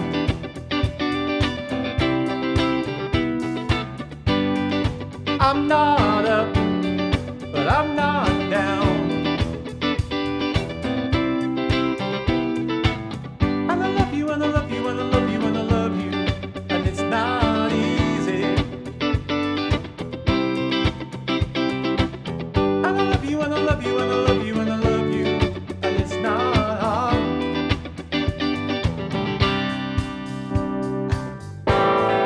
All I'm really sure of is I'm not happy, I'm not sad, particularly down or glad. I'm somewhere in between. I'm not blue, red, black, or green. Got no favorite thing. I'm somewhere in between.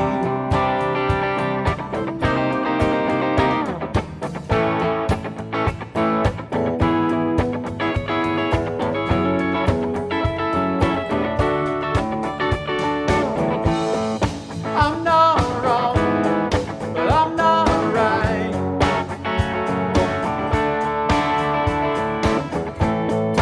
I'm not lazy, but I don't try. And I need you, and I need you, and I need you, and I need you. And it's not easy. And I need you, and I need you, and I need you, and I need you. And it's not hard.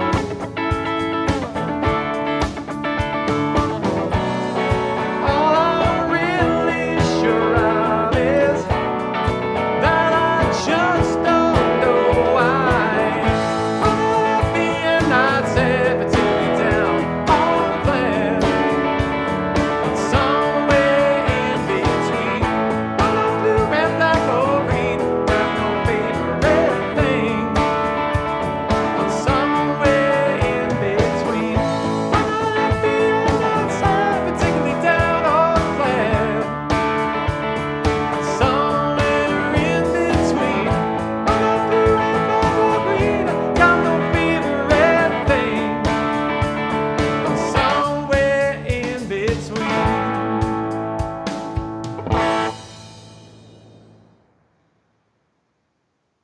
Very nice, dude. It's the first time I heard. I saw this on your channel once. You had a live version of it, but it's kind of nice hearing the direct version of it. So you put that backing track together today?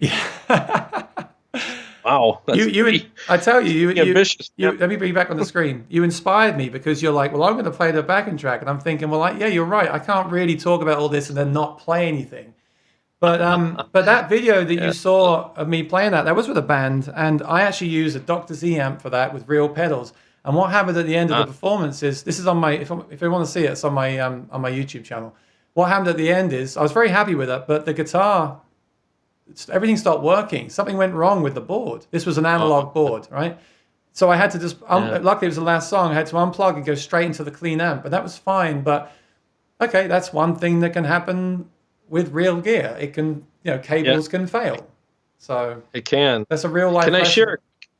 Can I share a quick story? Now that you brought that up, I want to share my quick story on how I got into the digital world. Yeah. I'll make it quick. So it was like, I don't know, 10 years ago, maybe, I don't know, somewhere around there. We were playing a show, and I had a Mesa combo amp. It was a Roadster, dual rec Roadster, plus a 4x12 cab. I had two pedal boards, and I had one of those acoustic guitars things on a stand. And I mean, I had this huge, elaborate, rig, because I was in a band that just required that. It was like super proggy.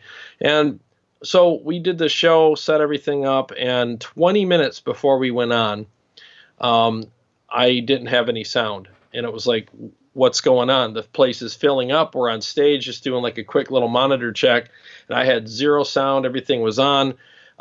And we literally had to troubleshoot it right in front of everybody, and it was embarrassing, and it held the show up by 20 minutes or so, because so basically what happened was, long story short, I had to bypass all of both of my pedal boards and go straight into the amp. So I just unhooked my overdrive pedal, stuck it on top of the amp, plugged directly into the amp.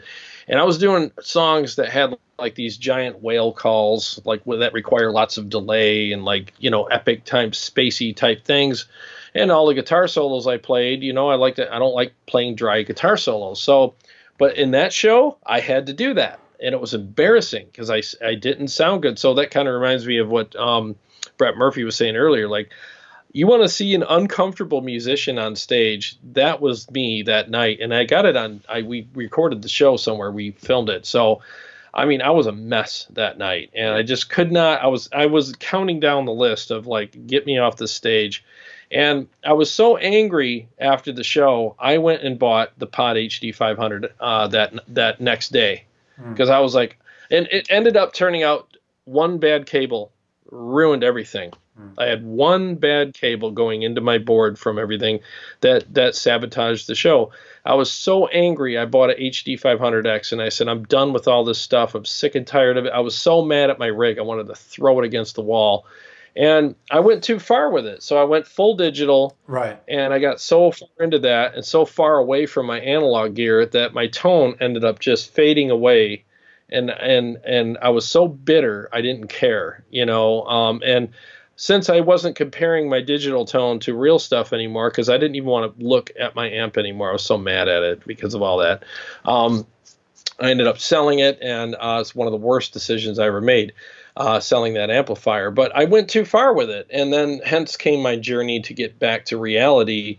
But yeah, that's kind of what happened to me, and I regret overcorrecting and overreaching, to correct that, because I spent, 3-4 years having tone that really wasn't optimal, and it wasn't the product.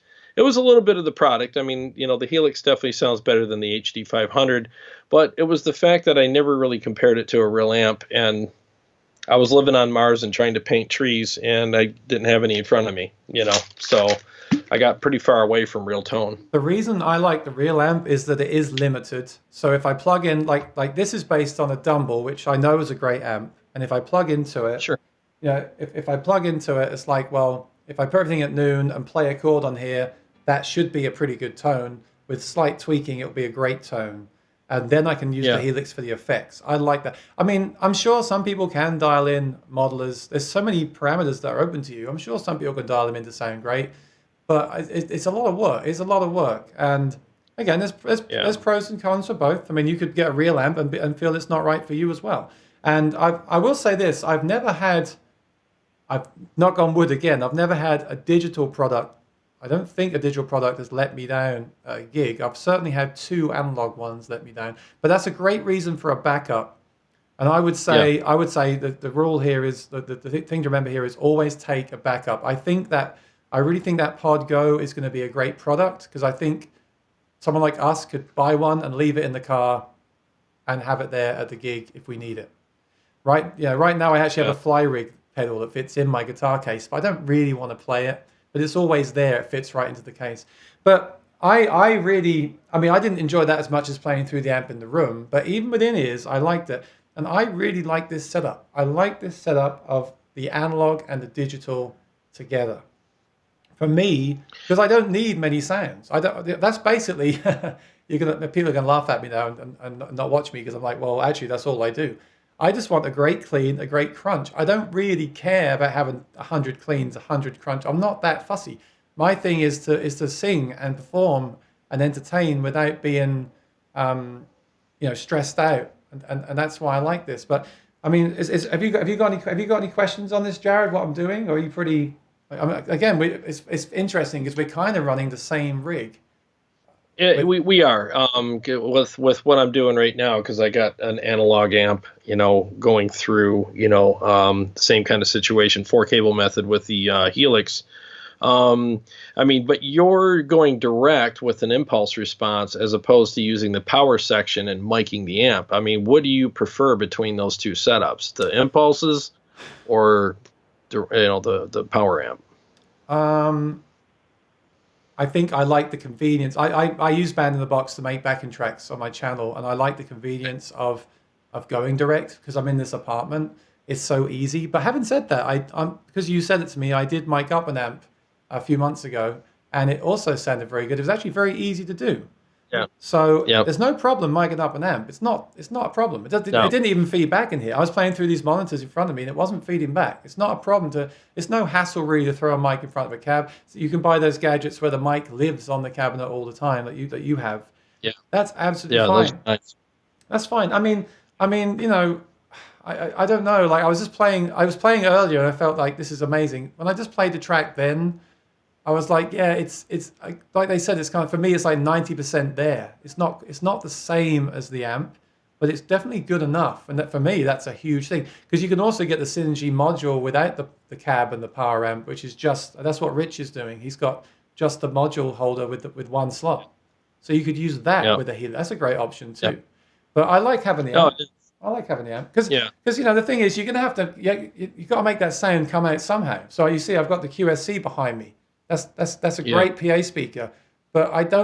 I don't love playing electric guitar through PA speakers. I like playing electric guitar through the real speaker. I would like to try the Kemper cab and the power cab compared to this. I would love to do Dude, that. The Kemper cab is stupid good. It's really, really, really good. Yeah. I would suggest it for anybody, but obviously if you have a Kemper, I think it's a great option for you. When the powered version of it comes out, I'm buying that. I'm not going to buy the passive one only because it just for me it doesn't make sense. I mean, Kemper cab right now because it's passive. Most of the people that are going to buy it are the ones that have powered Kempers, Yeah. and it does sound really good. I really liked it. But what I will say, to kind of, bounce off of what you brought up, my Synergy rig, I can run two different ways. I can run it direct if I use the impulse response. So with my Helix, because the Helix is so flexible and so easy to work with all your analog gear, which is what it was made for, I use an impulse response in there and run it direct because, again, I don't want to interfere with Carrie's microphone by having to have a cab on stage and mess her mix up because out of the great amount of respect that I have for her and her talent and her needs, and the audience that's going to listen to her, I want to be a team player and use it that way. So I will use it direct that way into my in-ears. There's no stage volume. There's no issues with that. There's no monitors on stage, nothing. And it sounds and feels great. In fact, most of the time, every time that I played out with the Helix / Synergy rig, I never brought a cab. I always went direct, and I always asked sound guys afterwards, like, be honest with me, how was my tone tonight? And they've all said, man, that rig you got is insane. It sounds incredible. And a lot of them have never seen anything like that before. They walk up, well, what are all these little modules? Are those tube? Yeah. And Yeah. so it sounds great, They hand But you in my they hand you a mic, right? Here you go. yeah.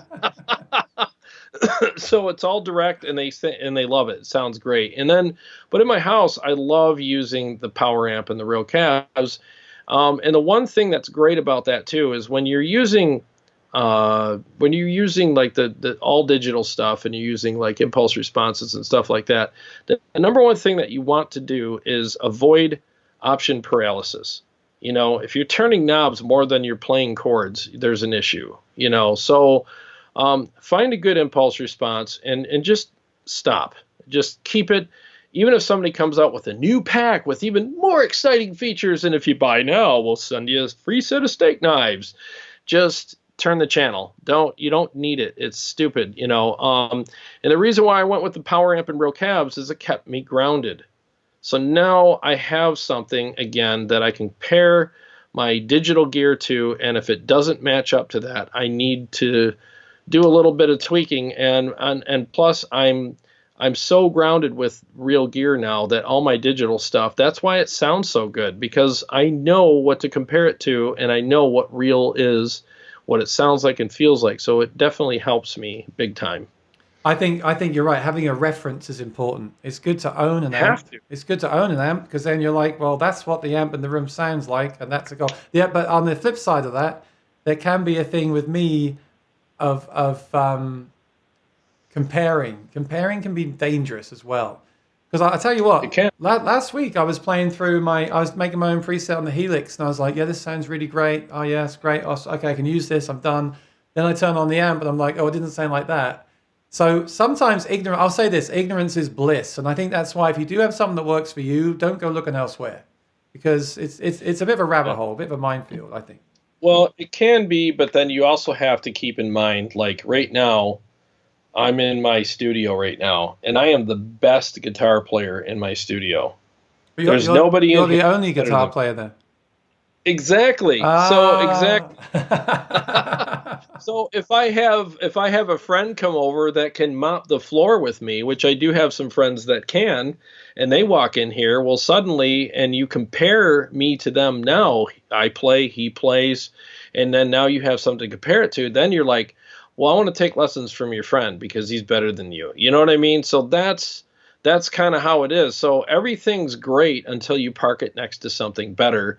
And that's really, I think you should compare. I really think you should, but you shouldn't go too far with it where it's like, okay, I like this amp. Well, I'm going to get 10 other amps. It's like, okay, just stop. Just make sure that this sounds good. Compare it to a couple other ones.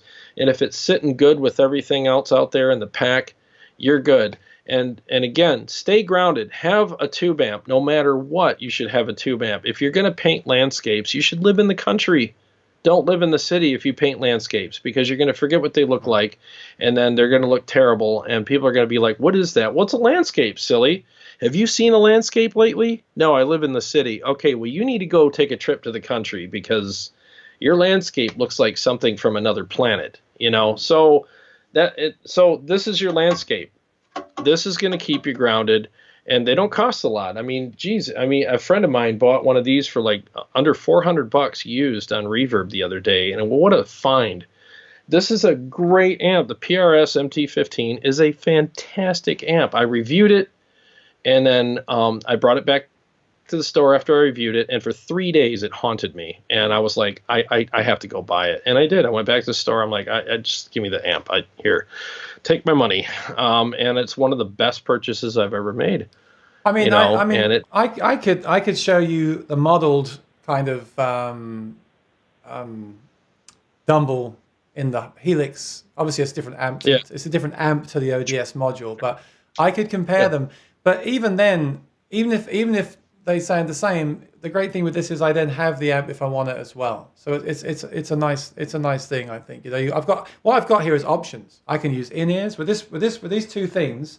I can go into that PA speaker. I can go into in-ears. I can have a real cab, or I can do all three together. That's kind of a cool thing. Sure. I can even Oh, put it is. my voice too. So it's good. Yeah, and the thing is that people have to keep in mind too, like everybody that's watching, when you watch videos of gear reviews and stuff like that, the only thing that on your end, for one thing, YouTube compresses everything, so there's a little bit of forgiveness. I can play a pretty shrill amp on YouTube, and the compression in YouTube will knock some of that down to a point where you're like, that sounds amazing, and then you get in front of the amp yourself in a room and you're like, whoa, it's definitely got some sharpness to it, and I didn't hear that on YouTube. It's because of the compression on YouTube. It does give a little bit of grace to the amp. Number two, the only thing that you're dealing with when you're watching a gear review is you're hearing it with your ears, but your hands are not involved. So as soon as your hands are involved when you play any piece of gear, whether it's digital or analog, you could hear like even a good Helix tone. Let's just use that for example, or even a good tone on a real amp. It'd be like, I'm going to buy that based on that. And then you get that exact preset because there's people that sell presets and whatnot. And you're like, that preset sounds amazing. You download it, you put it in your Helix, and it might sound or might not, because there's some shady stuff going on with some of that, but it might sound like the preset, but it doesn't feel good to your hands. And if your hands don't like a piece of gear, it doesn't matter what your ears say. Your hands will put their foot down on it and say, we're not playing this. Sorry, we're on strike. We have to find something that works, because your hands will always win.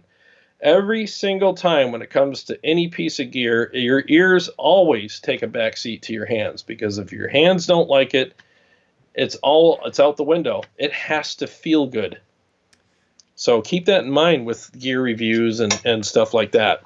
So we've all fallen I want to ask them, what did people think of the tone of my guitar? You can be honest, I don't mind. I haven't really dialed this in really. I just turned the amp on and set it and went for it. So for me, that's a good sign. If I can be happy with the sound right away, that's a good sign for me.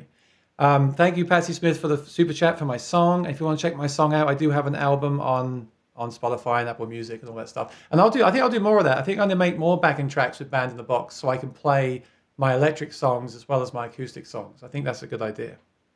It's good for the channel and good for the songs too. And I want to address Raphael's point. He says they're still updating the Helix, but it's 4 years old at least. Yeah, but I think with computers and digital stuff, there's something to be said for something that's been out for a while, because they've had time to really tweak it and upgrade it. I mean, I would be quite wary of buying the brand new, let's say there's a Helix 2 next year. If you're going to buy it day one and go and play at a gig, I'd be a little bit wary of that. I'd still take the Helix as well as a backup. Don't think that something that's old is bad, and don't like not buy something for 2 years because there's a new one coming around the corner. There's always something else coming around the corner, and I would say go for it. I mean, I know it's completely your decision. But if you want to get something, I personally wouldn't let that hold me back. I try and see, well, it's established, it's been around, they're still supporting it, it's proven. So there's a couple things. Yeah, there's a couple things to keep in mind, and it's a good concern. I understand, it really is. So there's a couple things to keep in mind. There's updates. So that's the nice thing about digital gear. You can have a piece of digital gear that's 5 years old, and they could do a update 3.10 or 10.3 or whatever you want to call it, and you get new amp models, new algorithms, new look and feel in the software. Things are arranged to be better, because the hardware might be 10 years old or 5 years old or whatever, but what you're really using is the software that's inside, and as long as that's updated, you're good. I mean, you can easily get past a lot of things with a good update. Now, the thing I would worry about is when, like what Aaron said, they support the product still. When a company stops supporting a product and stops doing updates to it, and you can tell, that they're starting to move away from it and move into a new product, that's when you don't buy it. That's when you're like, all right, they haven't updated in a year and a half. I think they're about to release the new thing. That's when I would do it. Now, on one more point I want to make quickly is Kemper is, I believe it's 8 years old.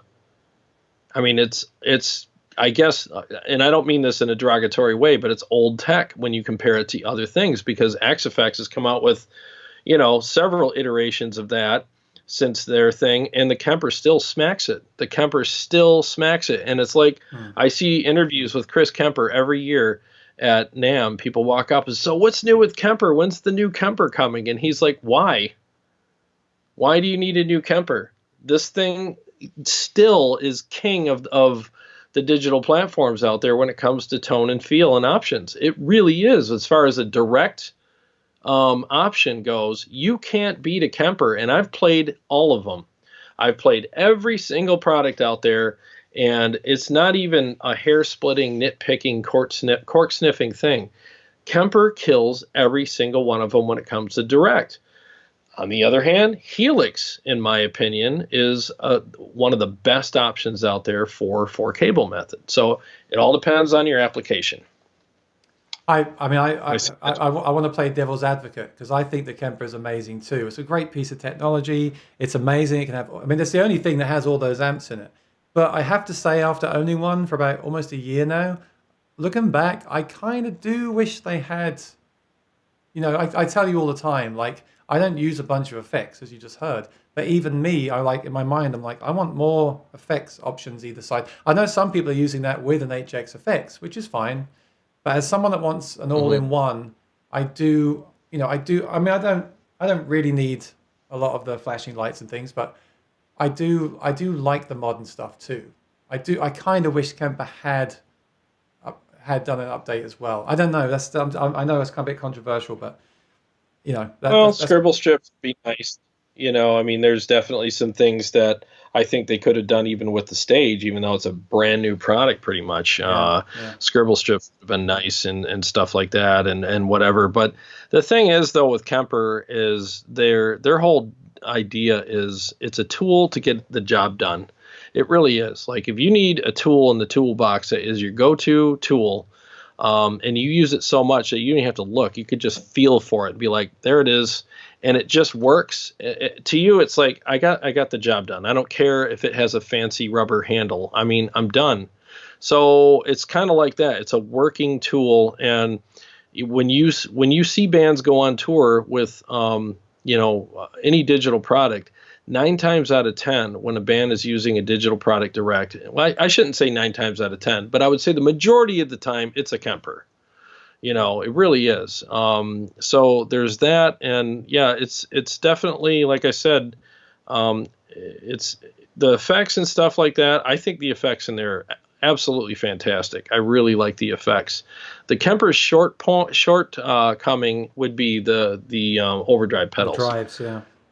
Yeah, I'm not a big fan. The green screen is my go-to. It's the one I like the best, but it doesn't mean I love it. So I prefer to use my own actual, overdrive pedal with it, and it sounds way better. So that's just me. Yeah. I like shiny new things as well, but no, I agree. I think they're very different products. That's hard to compare the two, but I like. You can't. Yeah, exactly. They're completely different. But I like the shiny new things. I like this rig that I got here. Like this Synergy amp will probably last me if I want it to, would last me the rest of my life because it's just a tube amp. Yeah. And then the pedal as an add-on, it just gives you all those options that you wouldn't.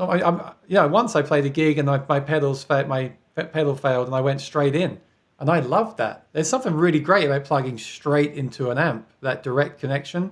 But you're so limited. I need reverb, I need delay, I need effects. So the four cable thing really is great. So I don't see any more comments on my screen. Did we get any more? I do. Let me read one from Andrew Stone Rock. He says Kemper would have been an option for me if it wasn't so pricey. I went with the Helix for the flexibility versus the price tag. Helix was the clear winner for me, and the kind of hard rock metal I play. Okay, so the Kemper stage is actually cheaper than the Helix floor, and if it's not, it's. I mean, they're within probably $100 of each other. So the Kemper stage is definitely just as affordable as the Helix. I'll put it to you that way. And I will say that I've had the blind tests on my show, dude. I have, and these are blind tests, and I even had people bring over their patches and sent them to me, and I put them in the Helix, and in a blind test they preferred the Kemper version of that amp that they dialed in on the Helix over the Helix every time. The Kemper won. I would say that it was 10-1. It was 10-1 on both shootouts, and it was the same with the XFX3. 10-1. But the Helix is actually the Helix is 1 cent cheaper than the Kemper stage. Okay. So I'm sure somebody has a get a penny, leave a penny jar or something like that at other stores, and you could have got it. So I'm not saying the Helix. Look, I got one right here. This is the Helix. I use it all the time. But you're talking about a Jeep and a Corvette. A Jeep is made for off-roading. A Corvette is made for going down the freeway. And if you swap places with them, you're not going to enjoy the Corvette anymore. You're going to be like, this thing's a piece of junk. I mean, I can't believe it can't take the trail. Well, it's not made for that. So it's the same thing with the Kemper and the Helix. If you're going to use anybody that comes to me, and I've actually had people ask me, like, I got this really awesome tube amp. Should I pair it with my Kemper? I'm like, why? You should replace it with your Kemper and leave it at home so it doesn't get damaged or whatever. But if you're gonna pair something with your tube amp, get the Helix. If you're gonna replace your tube amp, get the Kemper. So they're made for two different things. And again, all the fanboyism and all the herd mentality and all that kind of stuff in some of these groups just took off. And people just got so emotional about it. And I don't need my amps anymore. I sold all my amps, and the amps in here are better. And it's like, no, they're not. No, they're not. They're not better. And if you really open your ears and open your hands and listen and play and feel the difference between them, if you tell me that it feels just like an amp, then I think you got sensory issues with your hands and hearing issues. But Jared, the groups online don't represent all the players, and I think there's a lot of players that play. I was researching this last night. A lot of people, including people that probably work at Line 6, use amps with the Helix, and I gotta say this. I tried the Helix Direct. It was it did the job. I tried the Moore version briefly. I tried the Strymon. It's got its application, but it's limited. I tried the Kemper Stage, which I think is probably my favorite. You still got to find the right profile. But once I plugged into the real amp, I like that better than everything.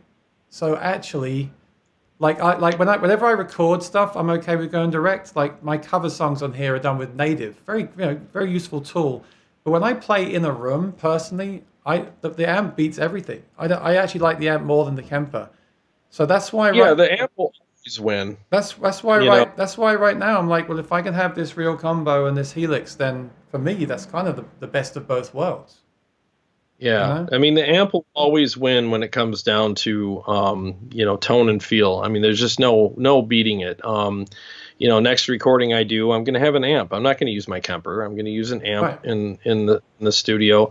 But again, a lot of these products were made to take with you on a tour bus or in your van when you're traveling with a band full of people. I mean, that's what they're made for. But what happened was it turned into something bigger than what it was ever meant to be.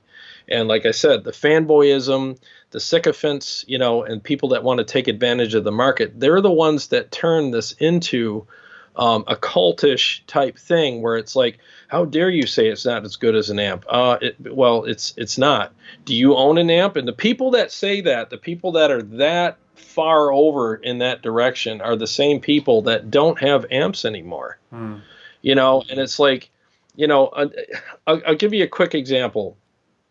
I went to Kroger, I went to the grocery store, and I just said, I want a pound of Munster cheese. And she's like, which one, Boar's Head or Private Selection? And I'm thinking, what's the difference? And she just looked at me. She goes, let me give you a slice of each. Now, she gave me the Private Selection first. I tasted it. I'm like, yeah, this is really good. But then she handed me the slice of Boar's Head, and I tasted that, and I was like, oh my God, Boar's Head. And she was like, everybody says that. Boar's Head's simply better. Why? I don't know why. It just is. But you can't stop at the first slice. You can't stop at the first thing and say, I've found the holy grail of tone. I'm done. My search is over. No, wait for that second one because it might be worth it. It might not, but at least you'll know. So again, your digital product, if you think it sounds just as good as an amp, the amp is the second slice of cheese that you refuse to eat. You can't say that. Make sure you sample that too, and then afterwards you can tell me what you think. And again, if you think that digital product is just as good, if not better, and I'm talking modelers, not profilers, but if you think that that's just as good, you have sensory issues with your hands and you have hearing issues. And I don't mean to be rude, but it's just the way it is. Now, a Kemper comes much closer, and again, that's why they were built, so that you could profile your own amps. Again, the best profiles you will ever use are the ones you make, because the amp is set up the way you like it. It's mic'd the way you like it. Everything is done the way you like it. And if the profile, and there's a refining process on the profile, you know, when you, after you profile it, you're using your guitar with your pickups, your pick, your hands, everything, and playing your riffs on it to refine the amp. And all that stuff matters. It really does. So I'm just telling you, like, you really can't even judge a Kemper until you profile your own amps yourself and refine them yourself. Then that's where the Kemper really shines, is when you do it. Yeah. You know, I'm not kidding you. I'm a believer now, because I make profiles, and mine are the best profiles I've ever played. And I don't say that with arrogance. I say that with experience and just the fact that the amps are set up the way I like them, and that's why I like them. Yeah. Well, they should do. They're your amps, right? They're your amps. Yeah, it's like, yeah, you got to think of a Kemper profile this way. You know, when you show up to a gig, you can have some other guy set your amp up that you've never met and knows nothing about you, or you can set it up. All he knows is you play metal, and he'll be like, all right, I'll turn this way. Yeah, I'll probably like that. That's what a Kemper profile is that you buy. I mean, they're dialed in pretty well, but you didn't do it. But, or you can go to the gig and you can turn those knobs and play a little and be like, what are you doing when you're playing, even in a real amp? You're refining it. You're playing through it, and you're turning the knobs, and you're refining it by doing that. You see what I'm saying? So that's why it's so important. I can't say this enough. I love my profiles, and I think they're amazing. But guess what? If you bought my profiles and put them up against the ones that you did, you'll always pick yours first. Why? Because you dialed it in. Unless you don't know how to profile an amp very well, then I guess mine would be better. But that's the exception, you know? I want to try it, but I don't want to. It sounds like a spaceship taking off, so I don't want to try it in the apartment. But I would like to try it in the future, definitely. Yeah, you'd have the men in black come over to your house. No, but again, I feel like I've got another side of there is always another side to every story. But you know, if you get something and you're happy with it, that's great. Like I did fall into the trap of feeling like the Helix should sound like an amp, but no one ever said that it did. You know, the people that said they sold their amps for a Helix, if that's true, then good luck to them. That's the place that I want to be at. But for me right now, it was. I mean, it's through your channel that I even started thinking about getting the real amp again. But that was one of the best things I did because I just like that. And I'm not. You're welcome. You know, I'm not. No, but well, and my friend Henning as well, because he showed me at NAMM. But oh sure, mention Henning. Hi Henning. Hi Henning. Hi Henning. Yeah, like he's watching right now. Hello to people. Yeah. No, you know, I think I got some reverb on here. No, I feel like be careful what you read online. It's other people's opinions. Yep. If something works for you and you like it, go with it. If there's something people not have right, their agendas. Yeah, people have agendas, but also some people like stuff that we don't. Like I honestly, I feel envious of someone that gets something and that's perfect out of the box. That's what I want to happen in the future with like the next gear that comes out. But I don't think there's anything wrong. It's not wrong to use an amp with a Helix. There's nothing wrong with that. It's absolutely fine. It's the approach that you want to take. There's no. Sure, I'll say this. Jason Taylor just made a really good point, and I did a video about this, I don't know, 4 or 5 months ago. He said all modelers sound 100 times better going through a power amp and real cab. Huge difference, both tone and feel. And he's 100% right. He really is. I appreciate the comment because, like, if you're going to go direct into anything, whether it's PA speaker, a FRFR cab, studio monitors, whatever, and you compare that to a power amp and real cabs, I'm telling you, 10 out of 10 people will pick the real cab and power amp. There's the top end is more natural. It's better. The bottom end isn't so like overly done. It's more natural. It's fuller. There's a resonance there. It's not overly punchy. Like you go through like a plastic headrush speaker with, you know, a modeler. I mean, you're going to get that. It has an inferiority complex. It's like, oh yeah, I'll show you how big I can sound. And it's so boomy and overly like crazy sounding, and it's muffled and weird. So if you go through a real power amp and real cab with a modeler, if you're not happy with your modeler, do that. And that'll fix the problem for most people. At least it'll get you over the hump where it's like, all right, I can deal with this. Because the tube amp does the power section of that amp. That's what's making your hands happy.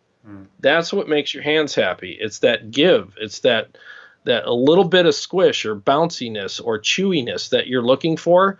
That's where it comes from. And that's why a lot of times your ears will be fooled into thinking it sounds better because your hands are convincing your ears.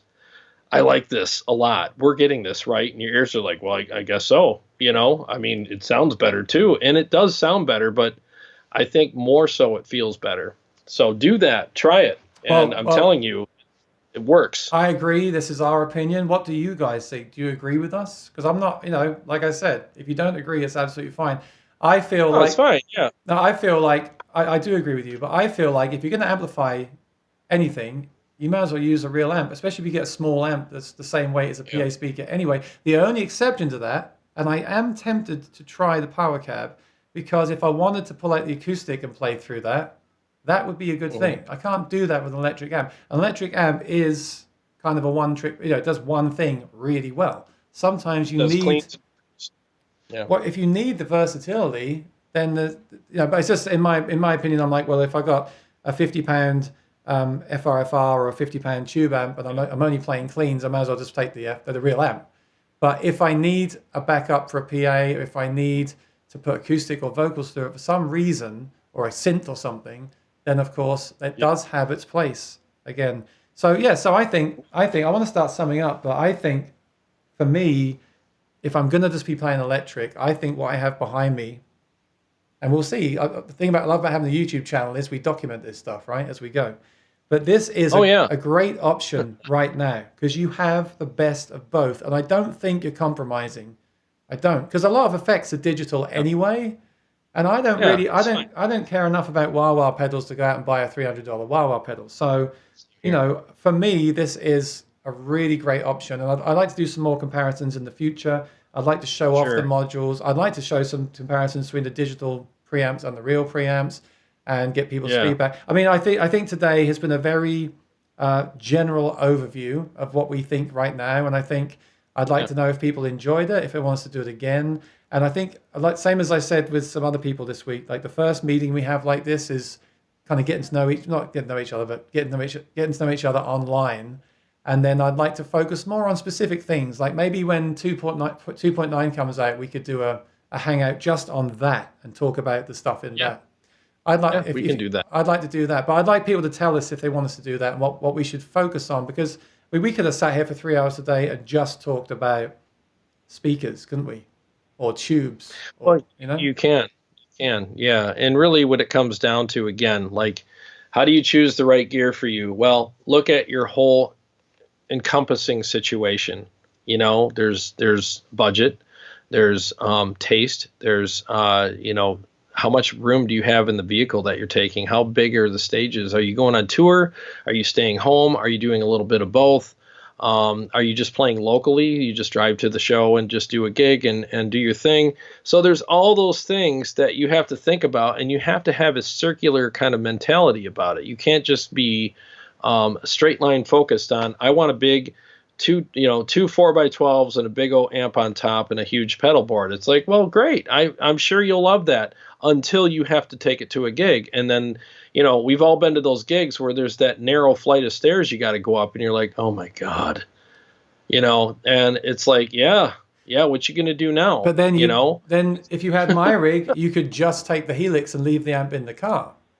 If you really felt it wasn't going to be worth, if it's like a party of 10 people and you've got a great patch dialed in on your Helix, like why not just take that and go direct if you're taking PA? So that's what I'm talking about. I also want to say I want to try the Pod Go because I think it's kind of like everyone's talking about it because it's the new thing. It's not really new, but it's a new iteration. But I think for the money, that would be a great backup to leave in your guitar case. And I think it's going to be a good option for a lot of people. I'll be having it on. I'll be reviewing it sometime soon. So I can't wait to get my hands on it, because the HX Stomp, as good as it is, it wouldn't work for me. It just didn't have enough. So maybe the Pod Go would be like a secondary kind of thing for me. I don't know. We'll see. Because again, I really, especially in the Helix group, sometimes they think, oh man, you're always, you're hard on the Helix. I'm not hard on the Helix. I think it's best for 4 cable. I don't prefer it for its amp tones, but it's good enough to get you by, and it's convincing enough to do a show with. But after playing real tube amps and the Kemper, my hands, I can always tell when I'm playing a modeler. I'm always like, oh, yeah, yeah, not yuck, but my hands are always like, I feel like I'm playing rusty strings. And as soon as I feel that, I'm like, I can't do this. I have to have that give and that bouncy, reactive kind of volley back and forth with the amp. And I love the chewiness when that pick is digging into those strings. There's no better feeling. Well, there's probably a few better feelings than that, but that's definitely, as a player, top 3. So I really like that. So do you guys want to hear the MT-15? I got that fired up here. Yeah, I want to. And I think I want to finish up with you playing, if that's all right. Oh, sure, I can do that. And I want to say apologies for not putting your messages on the screen, because for some reason that feature died on my screen, so I couldn't show your messages anymore. Yeah, so I thought no one was commenting anymore, but we still got a good crowd here. Yeah, I want to read something I found online. I won't, I'll change the wording. I won't say the person's name. I don't know this person. I was researching this topic last night, and I do want to say, as much as we love talking about this stuff, like you said at the beginning of the show, please make music and don't do what I do. I tend to buy something and think, what do I not like about this product? Rather than, well, hey, what does this product do well? I think it's easy to criticize stuff. But this thing made me laugh last night. He goes, I bought a Helix, it was too heavy, so I wanted the pod go, but without the block limitations. I didn't want the stomp because I had to get extra pedals for it. It's like, everything you get, you can easily think, well, I want it to do that, I want it to do that, I want it to do that. But bear that in mind when you make a choice. I really think if you're going to get something, you should go for the top one. Get the Helix floor, maybe get a pod go as a backup. Jared, I want to get a pod go, and if I do, I'd like to discuss it with you. Because there's nothing there's nothing like using one, because I remember the stomp is great. I can make the stomp just work for me because I don't use many effects. I can make it just work for a gig, but I don't really. Yeah. I like to know I've got a bit more, even if I don't need it. I know. I got the HX effects, and I was like, yeah, it's smaller, but it only has 2 sends, and this one has 4. So why don't I just use this one? I think it's nice to have room. It's nice to have options. With gear, it's nice to have that kind of headroom, so yeah, I think that's great. I think the Pod Go is very intriguing, especially for a $450 price range. I mean, that's a very, very good price. I just wanted to read a couple comments here. Jamie Trevino, the Law, said hands first. And I'm with him on that. Like, for me, hands first. Because I can make, at the risk of sounding arrogant, and I don't mean this as an arrogant statement, but I can make anything sound good that I want to play through. I know how to make stuff sound good.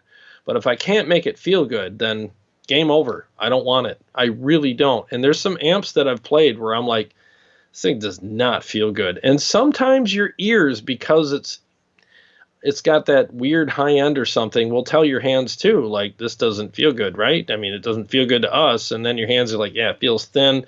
There's a conversation that happens between your hands and your ears. I don't know how it happens, but it just does. And, both of them have to be happy for me, but mostly it's the hands first. Because I could probably find 30 amps that feel amazing, and sound really good, so I'm not really worried about the feel aspect. I'll find an amp that feels good, so I'm not really worried about searching. And all the ones that I have feel awesome to me. That's really what I go for.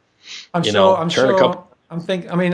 haven't really got there yet. I think I don't shred like you, so maybe that's what it is, or Jamie.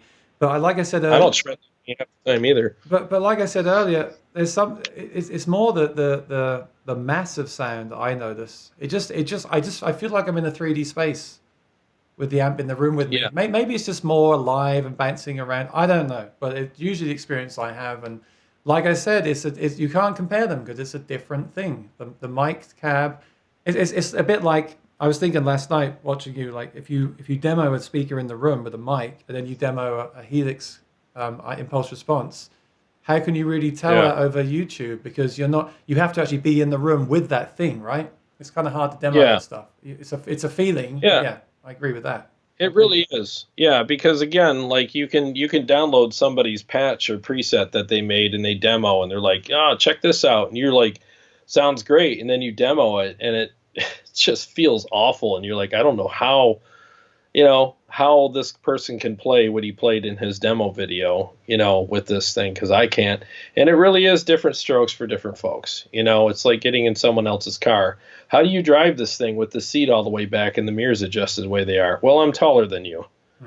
It's like if I got in your car, you're a lot taller than me. I'd have to make some adjustments. I'm not a fan of presets, because if I gave you this guitar right now and said play this, you'd have to change everything, right? Yeah, I would. It would not. Yeah, by definition, these pickups will not react the same that yours do. So that's and it's not hard. It's not hard to dial stuff in yourself anyway. So I would do that. But I like the amp because you don't have to. You do have to. That's not. I'm not going to lie. I do still have to tweak it a bit. I still think a parametric EQ can still be a great thing, but it definitely needs less tweaking because the whole thing just kind of fills the room anyway, without having to add stuff to make it fill the room. But if you can do that, if you can make a modeler sound like an amp in the room, be happy with it, then more power to you. Because I wish I could, but I can't wait to see what happens next.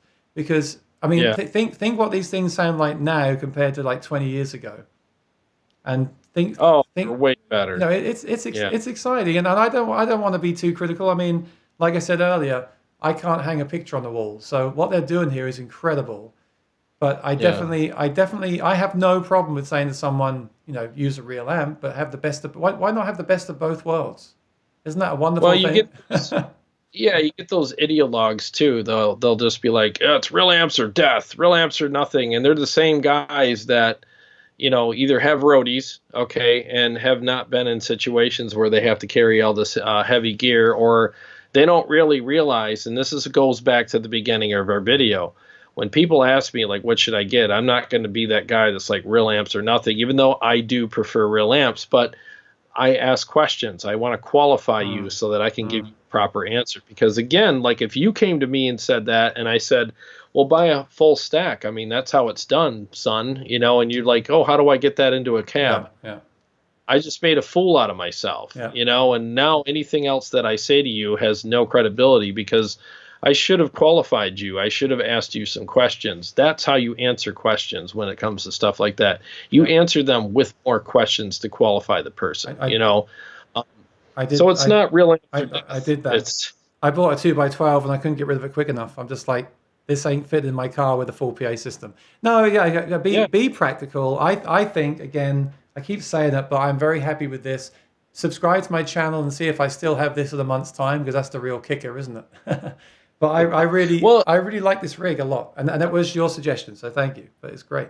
Yeah, you're welcome. And I've suggested that to a lot of people. In fact, when I called Synergy, I had some questions about something several months ago, and it's probably like 4 months ago, and I was like, they're like, you sound familiar. Oh, you're that guy on YouTube. You're Tone Wars, right? And I'm like, yeah. He goes, dude, we send your video. We have it on file here. The link, we send it to everybody when they call us and say, hey, I have a Syn 2 or a Synergy anything. How do I hook this up with my Helix? And they're like, well, we can't really tell you how to do that, but we're going to send you a video. There's a guy on YouTube that shows how to do it step by step. And that was you? So, like, yeah, it was me. So he sends that to everybody. I'm like on his file. He's got the link in a Word document he sends to everybody. So it's like, I honestly think that if you have an amplifier and you want to pair it with a digital platform to control it and add awesome effects, the Helix is your guy. I mean, X Effects, yes, it's awesome, but you're going to spend way, way more money because you got to get the rack unit plus the pedal board and, all you got to, it's, I'm sure it's great, but you got to think about, well, Metallica uses it. Yeah, they do. And they make like $100,000 per concert and they have roadies hook it up for them. And if you ask James Hetfield, what does he play through? He'll be like, this guitar right here. Well, what's all that stuff about? I don't know. George takes care of it. I don't know what the hell it is. I just hook in and play. That's my job. His job is to make sure that all that crap back there works. Yeah. That's it. It really is. So, but if you got to take care of it all yourself and lug it around and pay for it yourself, well, the Helix is a way more practical product for you. So that's, and you can dial it in a lot easier. I will say that the interface on the Helix is like, if you can't operate that, you probably had lead paint chips as a child, and was dropped on your And, head. and let me say again, like it's actually this is a true story. It just saved me $600 because I was thinking about. I'll show the viewers. I was thinking about buying because I get a lot of noise in this room from fans and things. I can hear them right now. But I was thinking about buying an interface that has a noise gate on it, or noise reduction for this mic I've got in front of me. And I was looking at one that's $600, like a roadcaster thing that Chad has, which is great. I'd love to have one, but it's $600. So what I did was, speaking to Defcon Clark, he said he uses the Helix. So I've actually got this mic through the Helix with phantom power. And I'll turn off the noise gate, listen carefully to your speakers to hear the difference. Ready?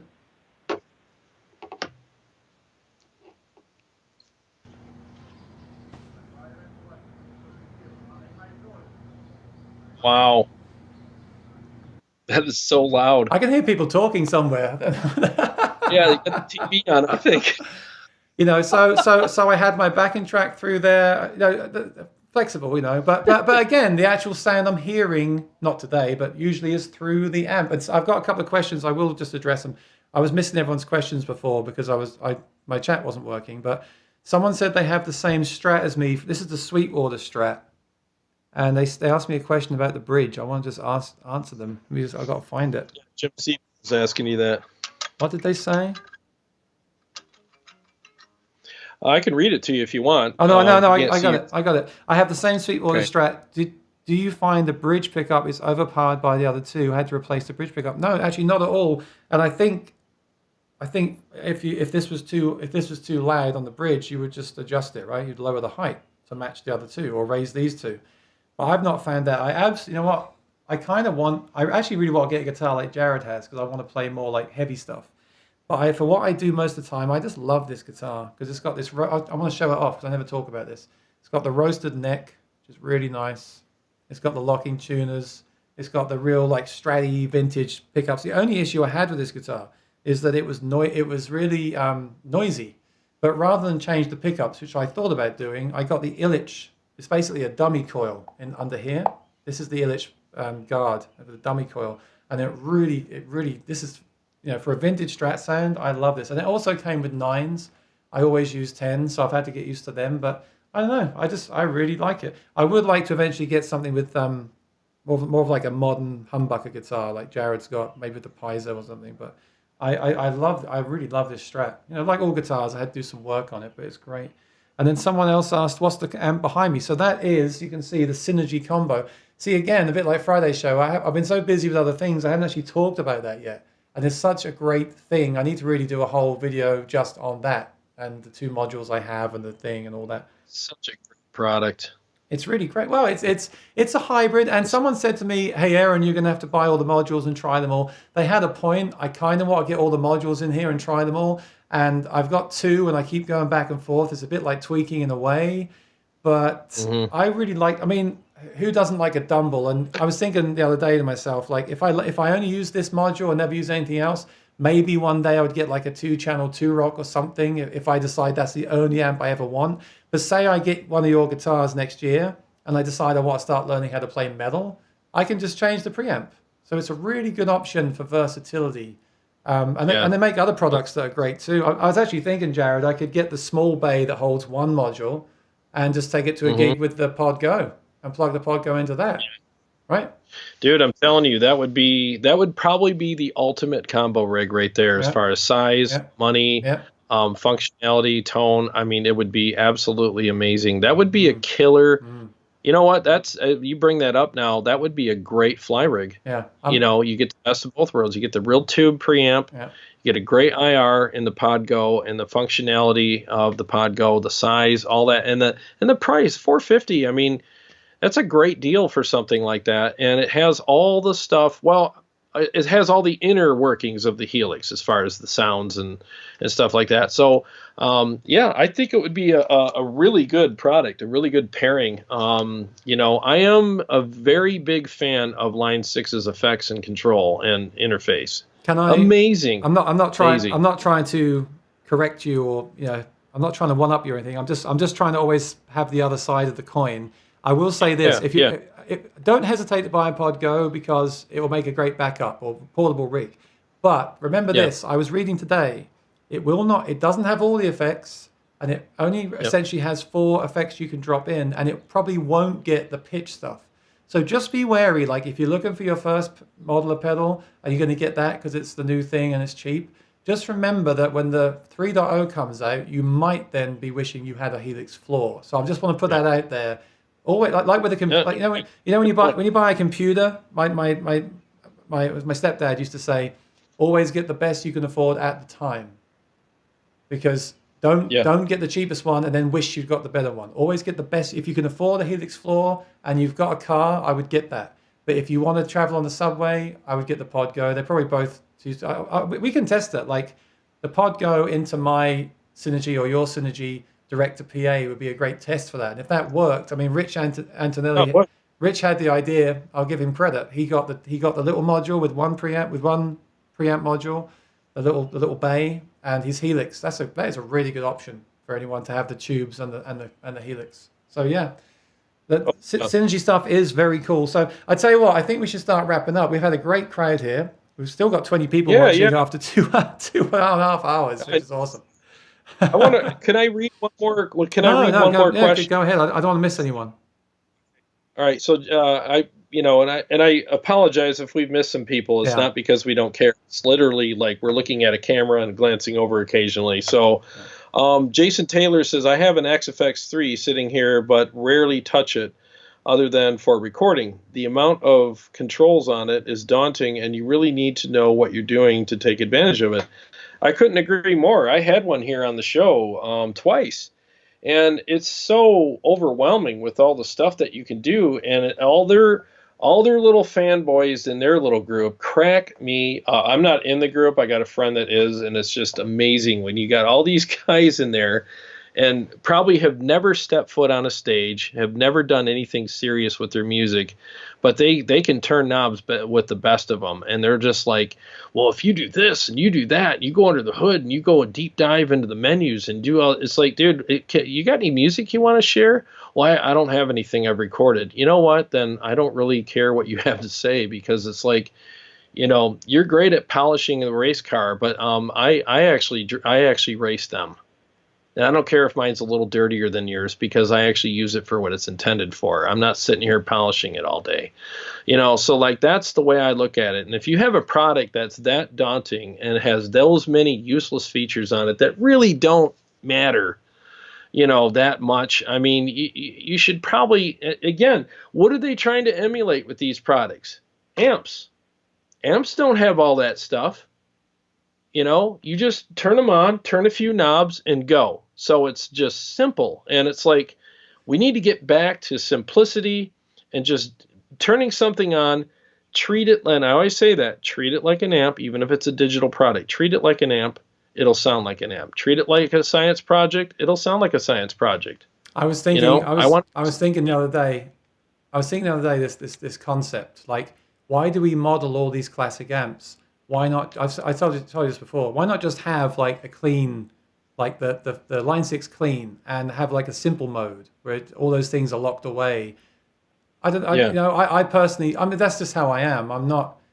I think it's good those features are there if you want to play with them, but I don't. I'm just not like I'm plug and play. But plug and play is so hard to please every player, isn't it? But I would like to have a intelligent pedal that I plug into. I tell it what bands I like, and it just gives me that sound. And I'd rather get away from oh, this is a Fender Twin, this is a Marshall, whatever, this is that. Because Yeah. will kids, even the next wave of musicians, will they know what those things are if they grow up with modelers and pedals? I don't know. Who knows, man? Who knows? Like, a lot of them don't even know how to dial a rotary phone. They're like, what's that? Yeah, exactly. It's like, Yeah, they don't yeah. know how to use a can opener. It's like, you guys got to get back to the basics, man, Hmm. because that's where all this stuff came from. And there's stuff in my house I don't know how to operate. But I don't need to. I mean, I'm not going to go screw around with my fuse box. Hmm. I mean, I'm just going to operate the things I know how to operate, and just stay away from the stuff where it's kind of like the danger zone. It's like you start tweaking stuff that you don't really know what it is that you're touching. that's when you start getting further and further and further away from real tone, and you get used to it, and then you play a real amp and you're like, oh, what's that? It's like, well, that's reality, buddy. Not everybody that lives in a fake world enjoys reality, but you're going to have to learn how to do that someday, because where you're living right now is not good, and people are listening to your tone, and you're clearing out rooms, because as soon as you start playing a solo or anything like that, I mean, I don't care how good you are. It doesn't matter. If your tone sucks, no one's going to stick around to hear the notes that you play. They don't matter. Yeah, but that's contradictory to what people said earlier. Earlier they said people don't care. The audience doesn't care what the tone is like. No, they do. I think that it's, and I said the caveat that I said was, as long as it's not ear piercing and making their ears bleed. If the tone's just kind of it's just whatever, then, I've been to shows with guys with bad tone, but I think someone else, I think it might have been Andrew, that said it's only the guitar players who are listening going, ugh. So, and the thing is, though, is a lot of people, when they're at a show, just regular concert goers, they don't know why something doesn't sound right. All they know is that it doesn't, but they can't put their finger on it. So they're not going to like nudge the person. Do you hear that guitar sounds, they don't know. All they know is something might be a little off, but they don't care because they're listening to their favorite song. But that doesn't mean that we go on stage with crappy gear. And, there's all these extremes. So I would just say this. This is a killer amp. It sounds amazing. If you dial it in even a little off here and there, it still is a great sounding amp. You can go on any stage, any place, and play in any band, and it's going to sound fantastic. It's really hard to make it sound like crap, but you can take a digital product and go under the hood where you don't belong and really screw some stuff up and go on stage. And I've been there.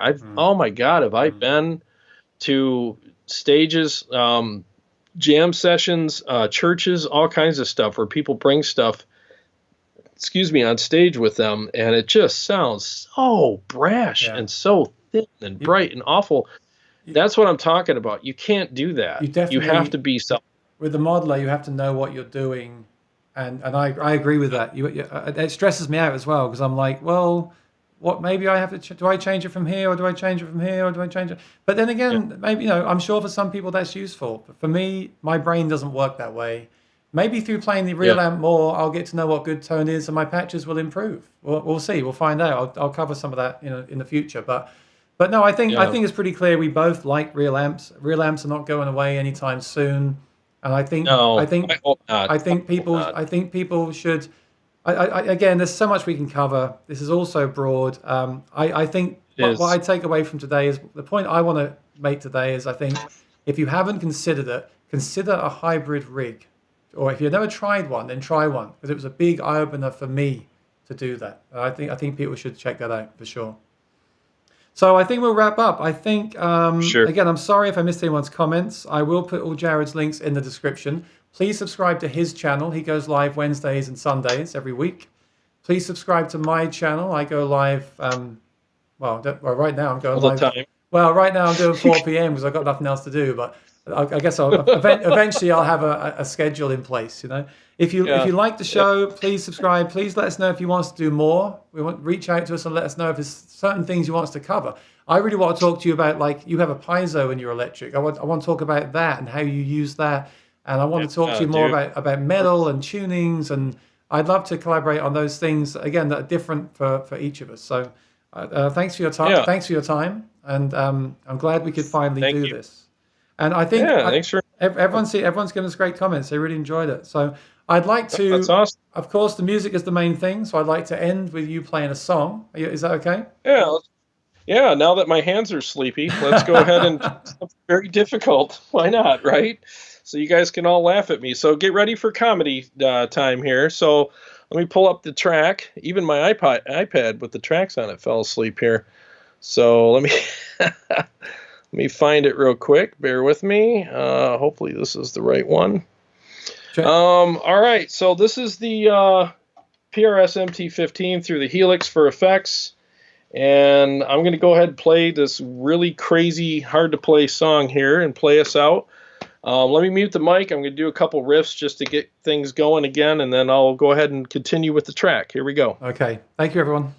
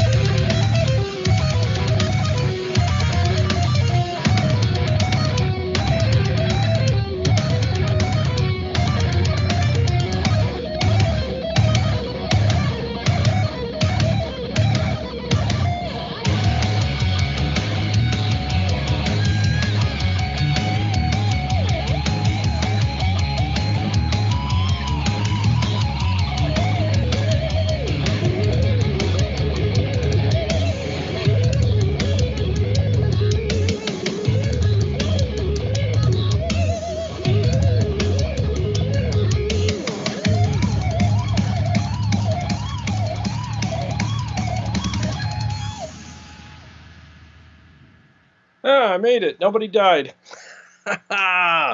Woo! Not bad for sitting around for 2 hours. Well, thank you all for being here, for your comments, for watching. I appreciate all the questions, comments. Thank you, Aaron, for having me on your show and setting all this up and spending time with me today, setting this up and making sure that everything works properly and dialing everything in. I know how much work that is, so mad props to you, buddy. Great job. It was an honor being on your channel. It was the first time I was ever on your channel, so No, thank definitely one of the best collabs I've ever done, for sure. I loved it. I enjoy hanging out with everyone here, but most importantly today, that's the first time I've played live with a backing track, and that's because we did this. So sometimes these things can get a bit, what's better than what, blah, blah, blah, blah. But when it leads to creation and music and new ideas, that's when it's really great. So I'm really pleased we did that today. It really paid off. And Exactly. I hope we helped some people make some decisions, and feel free to reach out to us if you've got questions on anything. We're happy to, to talk to you about it. So thank you so much, everyone. I think we'll say goodbye. Stick around, Jared. I'll say goodbye to you offline. So everyone that watched, have a great night. We'll see you again next time. Please subscribe, like, and everything else. Yeah. All right. Awesome. Thank you, everyone. Yes. Bye-bye. Good night.